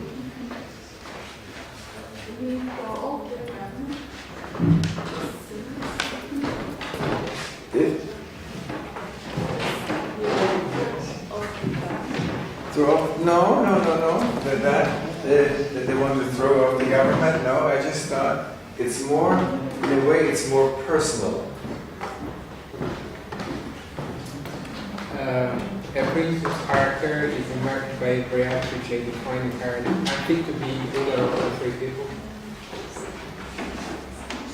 What is surprising for you? I mean, you have a human right to your own point. So what would you say is surprising? I mean, the prince is just unfit to be the ruler of the free people. Okay, yeah, that is a good sort of stylistic rhetorical trick. But there's one thing that is amazing about the whole text.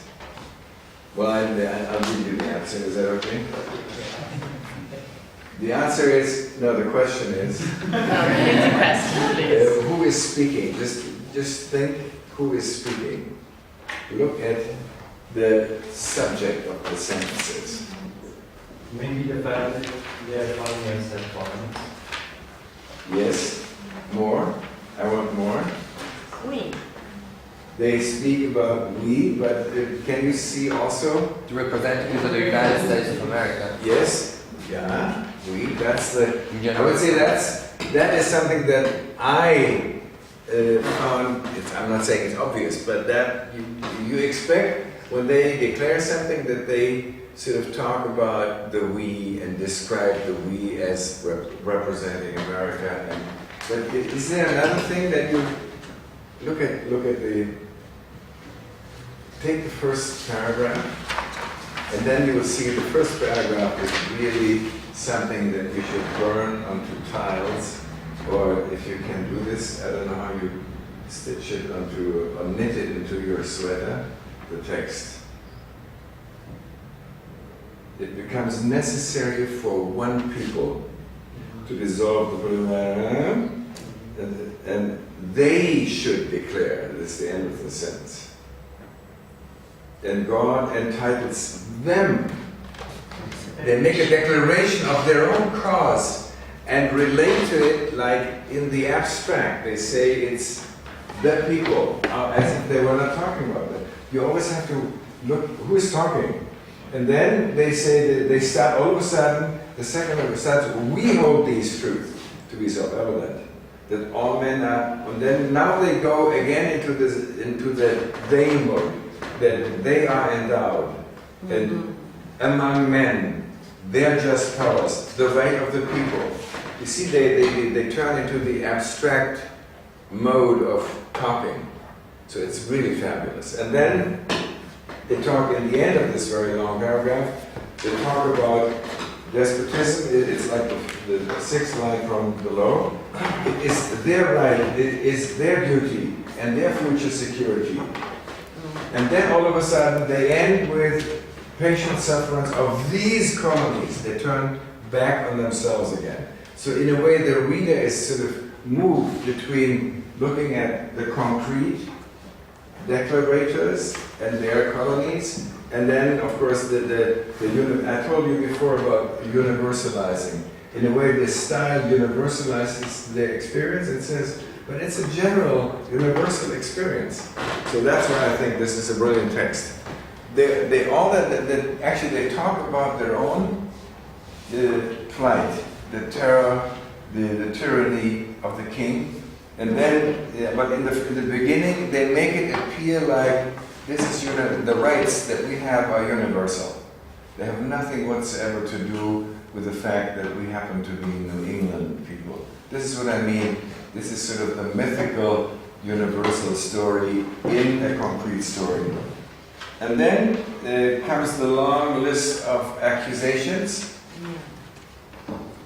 And then first they just talk about the king, and then on the second page you will see they start about our people, us. subject us, our laws, our constitution, our consent, depriving us, transporting us beyond the seas.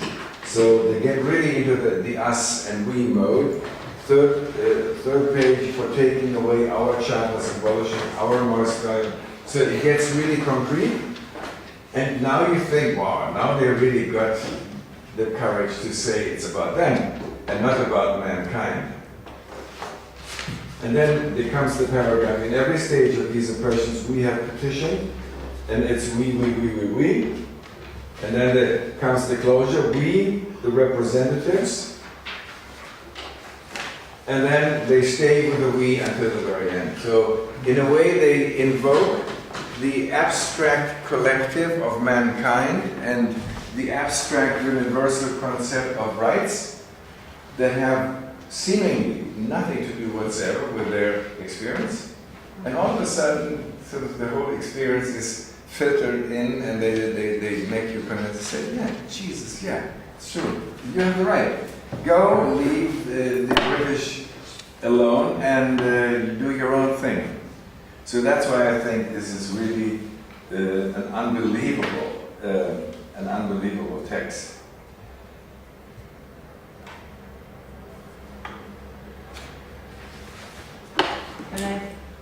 Go ahead. No, first I was thinking about what you said now. And also in the first paragraph, where you said that in equal station to which the laws of nature and the nature's God entitled them. So they are entitled from the God Right. to declare. There is still the human natural rights. Yeah, but more than universal, it's a religious. Right, it's transcendent. Yeah, And transcendent. they have this, that comes with the classical natural law theory. It's God. Yeah, and then also another thing that makes me curious, but I don't know. And it was the concept of prudence that it's introducing. But they are not explaining which kind of prudence, but it came up during the history. It's an old topic, like it comes from Aristotle. Prudence, you expect the ruler to be prudent. It's sort of a mix of wisdom, pragmatic, or pragmatism. That's the prudence. Being caring. Because I was thinking about the beware of Iraq, to be prudent, to be a just word. Right. No? Yeah, it's all in there. So prudence is really an important concept that comes. I mean, actually, it may now come back to us with these concepts of governance. Yeah. In the long phase where we didn't talk about governance but government of laws and of men, prudence was not an issue. I mean, because prudence is too much connected with people. And so I would say with the upstart of the liberal paradigm and its hegemony, you had laws. You talked about rule of law and about determinacy of law and about what you do with law. You didn't talk about the people who are actually running the government. It's the laws. And now, recently, we have moved from in the discourse in political science, less so in law, but it's coming now that we don't talk about government so much, but governance, meaning it's a practice of government. Who does the practice? People. Then you have these issues sitting. So does any contributions to the? I don't want to cut this short. Any more input about the Declaration of Independence? I don't want you to go out of this room and then you say, well, I've read these 4 pages and they didn't give me anything, and I said, people that I have learned. Please. In my opinion, I think the first paragraph of this whole article, I think is they use their subject of their own way. I think they are just declare a rationale or a truth of the word, and the second from the second paragraph they use we. Of course, they are doing the reasoning part. They use the first part, rationale, to do their own country's reasoning. And all of this, I think, is more just like political article. They are use the human rights scarf to cover the main purpose of their political purpose. The main aim for them is to declare the independence of their states, and they focus much more on the states than the human beings, I think. Mhm. And all of these, the like crime of the United Kingdom, I think they are from their view of their point, maybe it's something against the human right. But if you really build a country, you have to compromise more or less to make the society in harmony. So if you really have a country called the United States or something else, you have to compromise a little bit, and this crime maybe happen for the time being, I think. So I think this whole article is more like a political article, not very important on the human rights. Yeah, because they didn't have the human rights language yet. This has been written at a time when you still had the natural law rhetoric, and you didn't have yet the idea of, it was just a couple of years later, like this is 76, and like 15 years later, all of a sudden, there is the turn to human rights,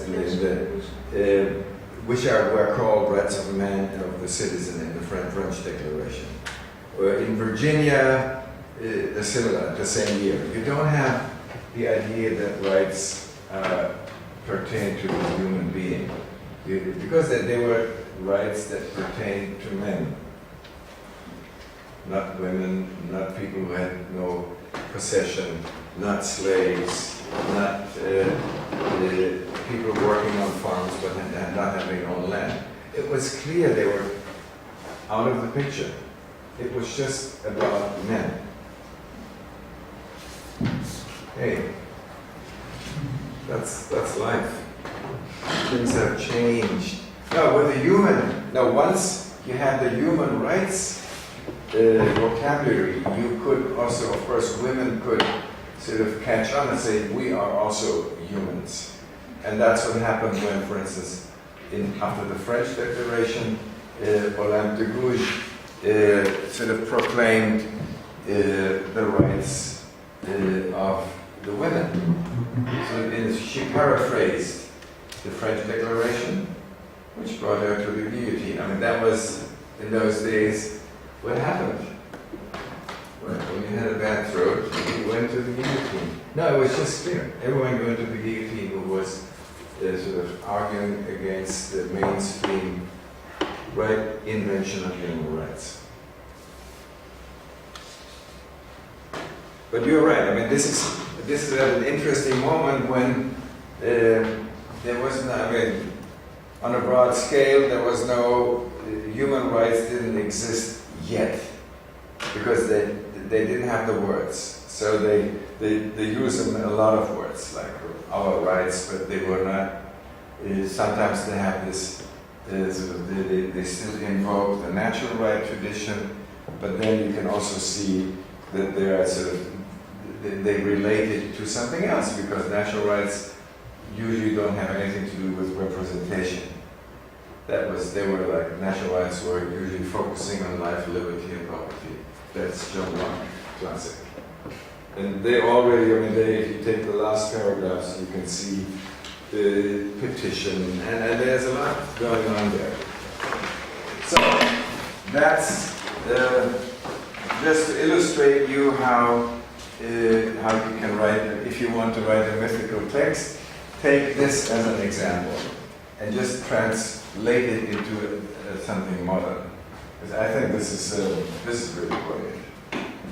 And the mythical is, of course, also, I would say, this really subtle change from we and us and our rights to the they, the world, and then all this. I mean, this is what you have to be able to do if you want to write a mythical story, and if you want to make your claim to legitimacy really strong, you want to make it universal. And that's what they do in the first paragraph.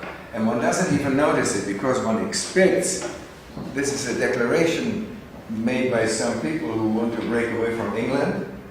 And so you expect them in concrete to address themselves. I mean, to be frank, here we are, we have to... No.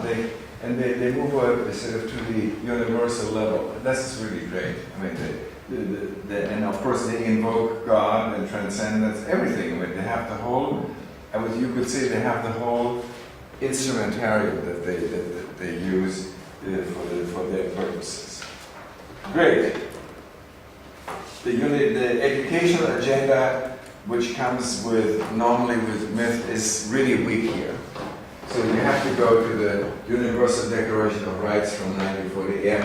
There you have or the French Declaration from 1789. There you have an educational agenda. In the French Declaration, it's quite obvious because they say we have to declare these rights so that these rights are well respected, accepted. It's because historically speaking, they say rights have been violated because they were not in the minds of people. So we have to make sure that they are in the awareness of the people. So that's the educational story. And if you look at the Universal Declaration from 1948, it's really more interesting even. They picked this theme from the French Revolution, and they say, well, yeah, we have to declare these rights also because so that they are respected or not neglected, but they go one step further. They say, well, we want to avoid uprisings and rebellion. So in a way you could say their agenda is awareness for rights to prevent revolution. 1948. That's also an interesting text. So much for the myth. Now we go beyond, because otherwise we don't get to the end of it. So the last part of the text is, and the last layer I want at least briefly to introduce is the layer or the story of what is the price of human rights, what gets lost. And my suggestion is what gets lost you can capture best. Maybe there are other ways, but I felt that the best way would be to look at it as a way to normalize the way things are. And just take in a way the lens of human rights and look at the world, and then you normalize it. And there are several mechanisms at work.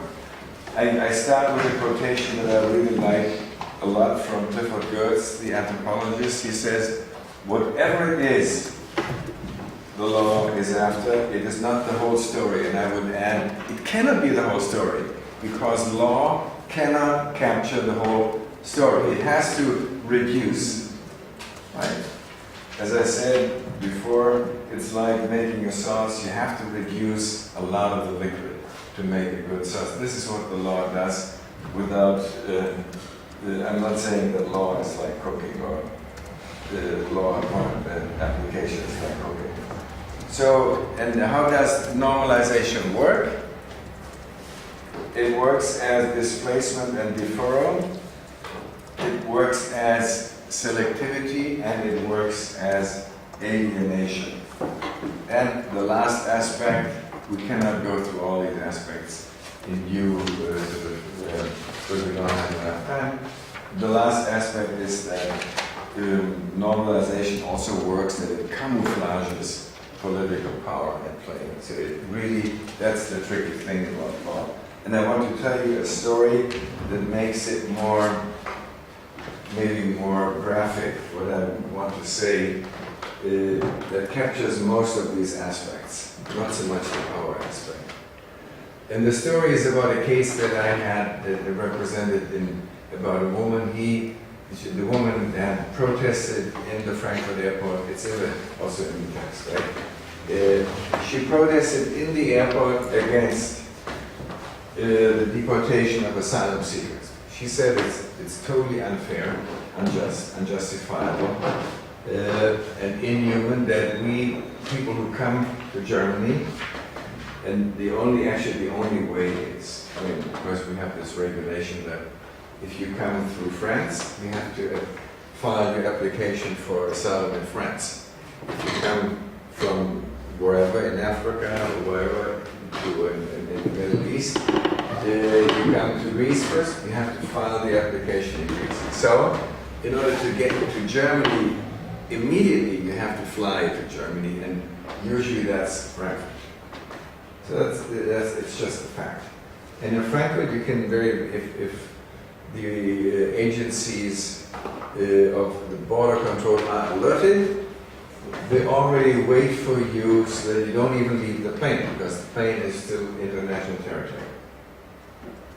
And then they deport it again. I mean, they don't even come into Germany because the airport is not considered Germany. So this is one of the things that one has to know. So she demonstrated, because there were some cases that were really shocking, that people were then deported and were tortured and some were killed. The company, it's a private company running the airport, said, well, you cannot demonstrate here. This is a private company, this is private property, we have the right to sort of prevent you from demonstrating here. Sorry, that's it. If we see you again, you have a criminal, sort of, you're considered as committing a criminal offense. She charged this in court. She went to the civil court of the first instance, which confirmed the opinion of the airport company, because it's a private company, although half of the shares, no more, 51% of the shares are held by the state of Hessen and the city of Frankfurt. So that's, you have a little bit of publicness here in the privacy, or rather private space. So then she lost in the second instance and she lost in the third instance. And then I was alerted and I was asked whether I would take the case as to then bring it as a constitutional complaint to the Federal Constitutional Court. I said I would, but I thought she had no chance, because my feeling was hopeless. It's a totally hopeless case. And because you have to know that out of 100 constitutional complaints, 98, a little over 98 are lost. I lost quite a few, so I really have my experience. But I thought one more loss doesn't make any difference. So I said, I'll do it. So some of her friends prepared the constitutional complaint, and I said I would sort of come into the picture as soon as it seemed that it was not just dismissed in the first round, and when there are these 3 judges who sit there and do it, rather their assistants, so they don't even look at the case. So then all of a sudden we heard that the case was considered for the whole Senate, the first Senate. And I thought, now that looks now interesting. Because if the Senate looks at it, that means it's interesting. And I heard that they found it doctrinally interesting, because there was something new about it, which I agreed it was. So we prepared a brief for that. And then I heard, the next thing I heard, this takes like, the whole thing took like 2 years or 3 years. Then I heard that the case was considered for what is called the day of the public, meaning when the court opens its doors and the general public is invited to attend the public hearing, so that they get an impression of the work of the Constitutional Court.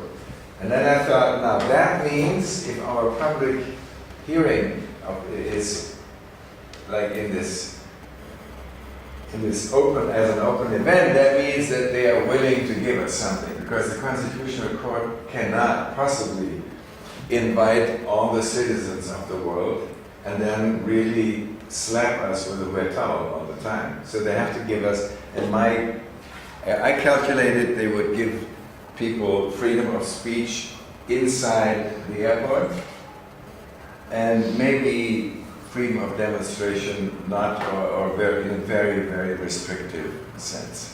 So we had this public hearing and I had to coach her for but she was of course very happy. And I said, and this is now the story of normalization of how the law works. I said, we can only talk about the law. We can only talk about the law that is pertinent in this case. Don't talk about asylum. It's a waste of time. Don't talk about deportations. It's a waste of time. Just talk about your right to assembly in the airport. And of course, your right to freedom of speech in the airport. So, and that's the argument that we have to get through, because if we say with a bleeding heart, oh, the poor asylum seekers, and they have such a terrible fate, they will say, yeah, that's really terrible, but that's not the issue here. And this is how the law works. And the lawyer will say, yeah, sure, this is how it works. But that's what I mean in the text when I say that the whole issue, the conflict, has to be translated into rights. Rights versus rights, or rights versus competences.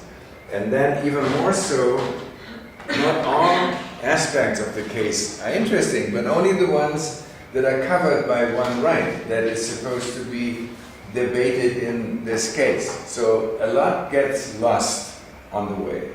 And of course a lot gets, the whole conflict gets handled in a very deferred way, because we have to wait until the court has the time to put it on its agenda. And then that takes like 2 years. It's not like, wow, we can just they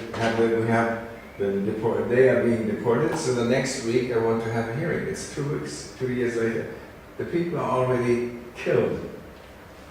She protested. I mean, her protest was designed sort of to help them. I mean, they were already killed. So that is crucial, even if you can see, well, that's how the law works. But I think it's important to understand that how the law works has this normalizing effect. That you have a normal legal case, and this normal legal case moves the whole conflict away from real life. So I told her, don't talk about all this, just talk about that you have to sort of demonstrate and you feel if the issue is located at the airport, you want to demonstrate inside the airport and not at the bus station or in the city of Frankfurt or wherever. And of course, she didn't understand this. And I thought, Jesus Christ, my mind is already so juridified that I can't understand her. And then we had to discuss the whole thing, how we would proceed. And in the first round, it's always that the claimant gives a short statement. And then I gave a short statement, so it's like to the gallery. The press then goes home, because they already write their articles. They get all the articles, and then they just wait for the court for the decision, but then all the arguments. But it's more like, as we say in German, it's all talk to the tribune. It's not the really hard legal stuff. So when then the press left, and then she of course mentioned deportation, all that she discussed. But I thought, who gives a shit, frankly? I mean, I mean, she is such an activist. She's great. She was really great.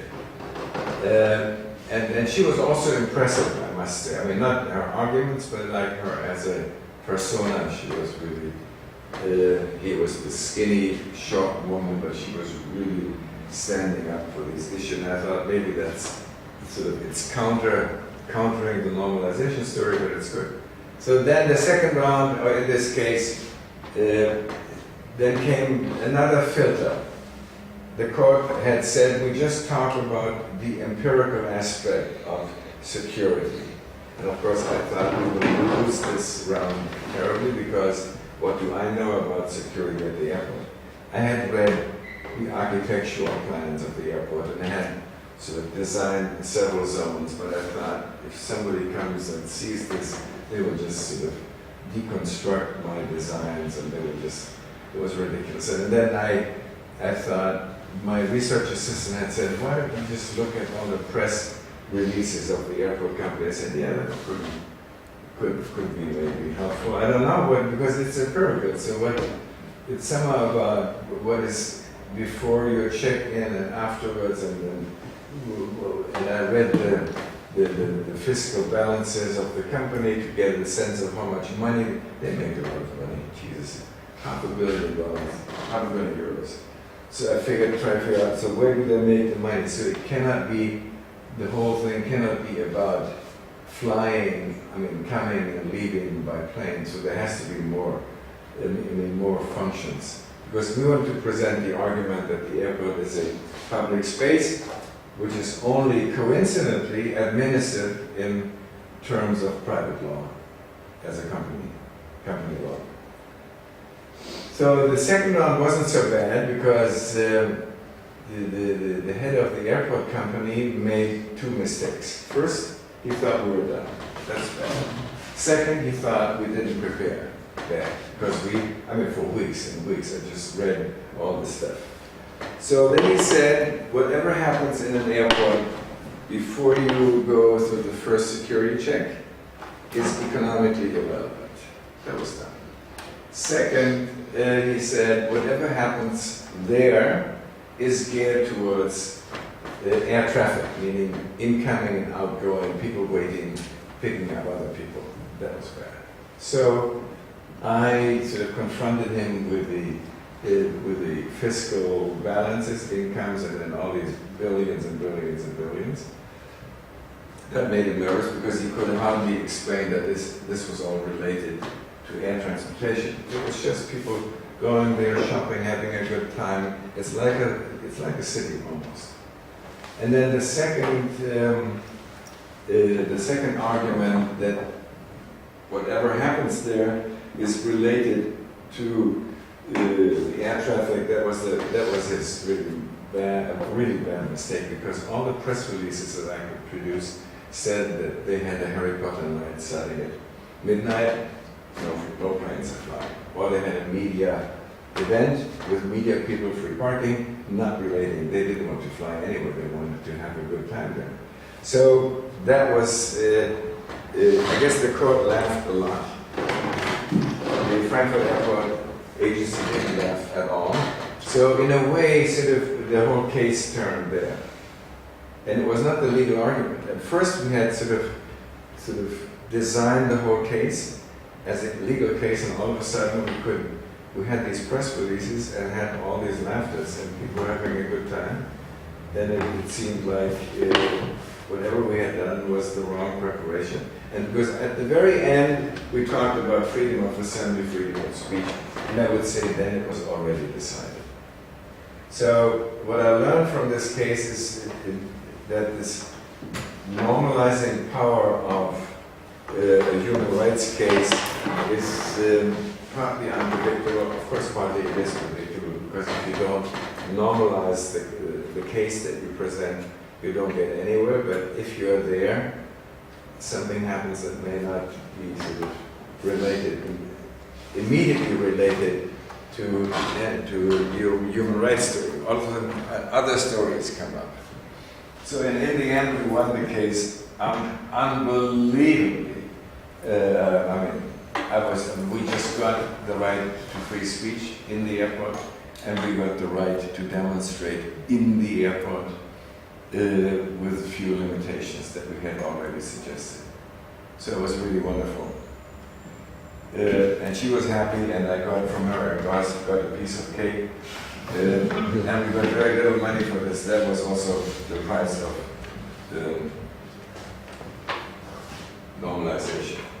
So that is about the first aspects, and now I think I jump to the number 4. Because we could talk on and on about deferring and shifting and leaving out, being selective. I think it's fairly obvious that this is what the law does, and of course human rights law as part of the law does that too. It's just no question about it. Let me just come to the last part of the text about and just spend a few moments on the end, because I want to see you what I still find a bit problematic. You may remember, if you read the text, that I introduced in the end the idea that human rights law also masks political power, so that actually your attention is turned away from power to the law. And so in a way, you could say, well, that's not part of the normal story. But that, of course, is really tricky, and I used as an example asylum, which I now skip, and the others, I used torture. And it seems that torture is really a bad example, because torture is a clear, maybe one of the most absolute, the strictest human right. And it's almost a taboo, so it really has a lot of, you could say it has a lot of normative force. And so what can you show with regard to torture that sustains my argument that there is a shift from power, political power, to law which camouflages the power. This is a very long story. It has to do with the fact that in Germany and then in the US in the 19th started the discourse on, and it started with the question, can you justify, here we are justifying against torture. And if you ask that question, of course you want to say yes. And the answer came, in extreme cases, torture can be justified. The question is now only, how can we define these extreme cases? I mean, what is extreme enough so that you can torture, and how do we define torture? So, from the legislative level, legislating against torture, the whole discourse shifted to the application of torture, and more specifically to definition.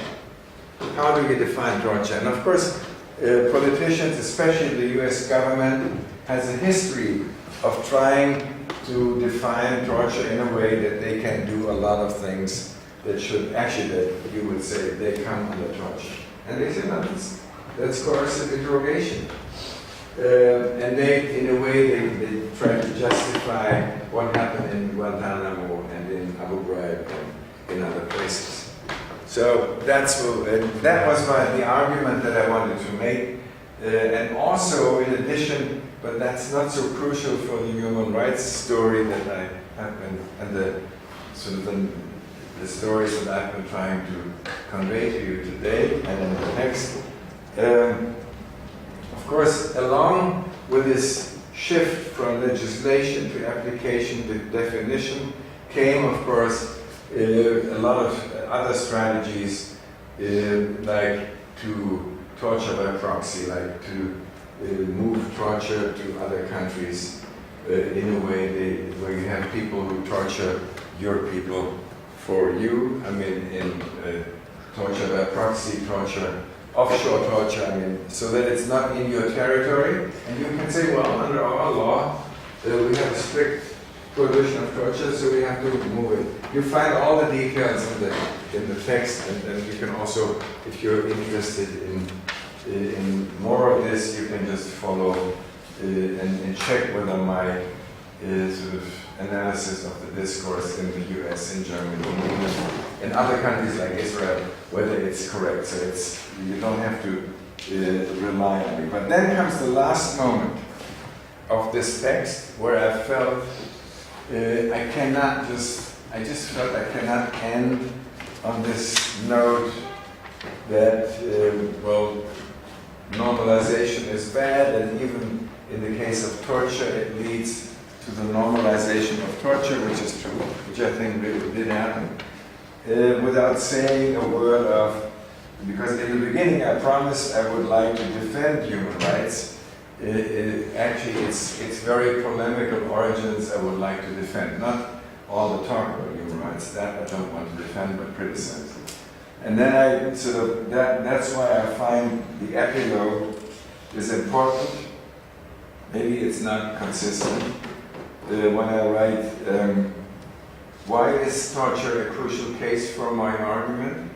Because it radically and irrevocably marks the moment when the belief in a just world is shattered, because when you are tortured, you cannot even believe in anything anymore.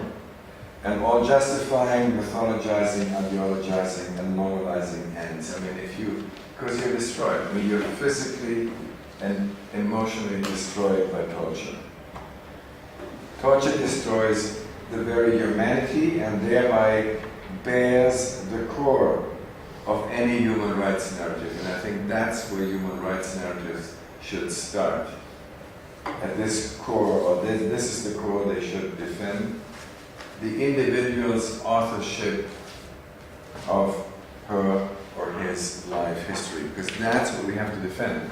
So the narrative is a narrative of our life, and we are the authors, and we should sort of, as our authorship should be defended, should be protected by human rights, and therefore all brutality against us as authors, the destruction of our individuality has to be sort of fought against. So that's the normative point I end this article. So the whole thing is pretty skeptical, but in the end I say, well, this is the line.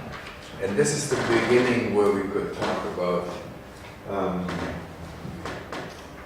where we could start with a normative assessment. I mean, stop the skepticism or end with the skepticism. So that's the normative that I want to defend.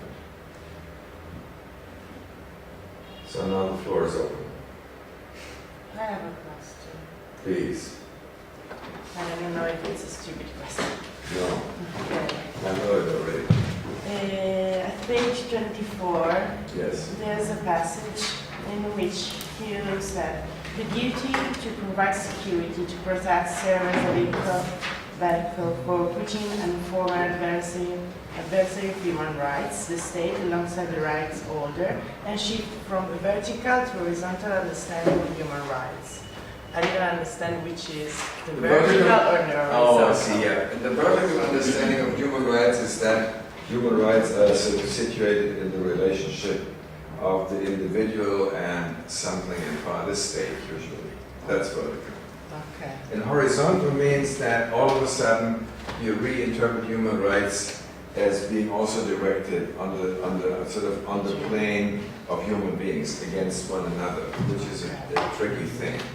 Like that you say to somebody else, you're violating my human rights. In the standard doctrine for this in constitutional law is the horizontal effect of rights. Right? That you ask, and then you always say, well, no, not directly. I mean, for instance, I cannot claim the right to equality. I could not say my girlfriend or boyfriend leaves me and gets another one. I cannot sue this other person and say this is my boyfriend and I'm equally smart than you and equally beautiful. It's so absurd that we can't, right?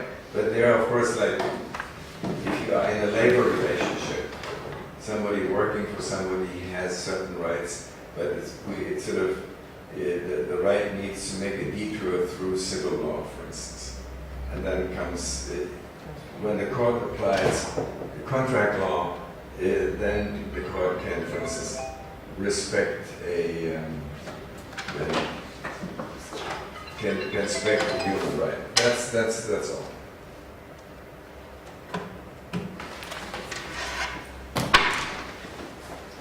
Other questions?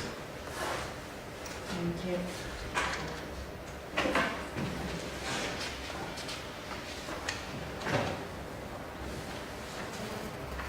exhausted? No. No. No, you couldn't say that. Yeah, it's a long morning. It's also exhausting for me, so I can sympathize with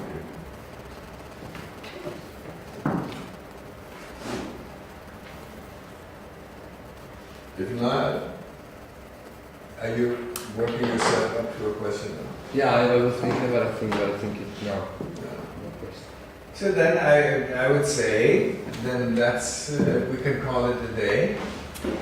And as I said before, if some of you want to have lunch, we can just go, so you know your way around here. Yes. I don't. Yeah, I know. And we just have a pizza, whatever, or soup or pasta. And so thank you for your attention, and maybe I'll see you. How long will you be here? Till July? Yeah. It may be that I come back in the beginning of July. It's not, we just negotiating something. Thank you. So Thank you very much. Yeah, Take care. it was a pleasure.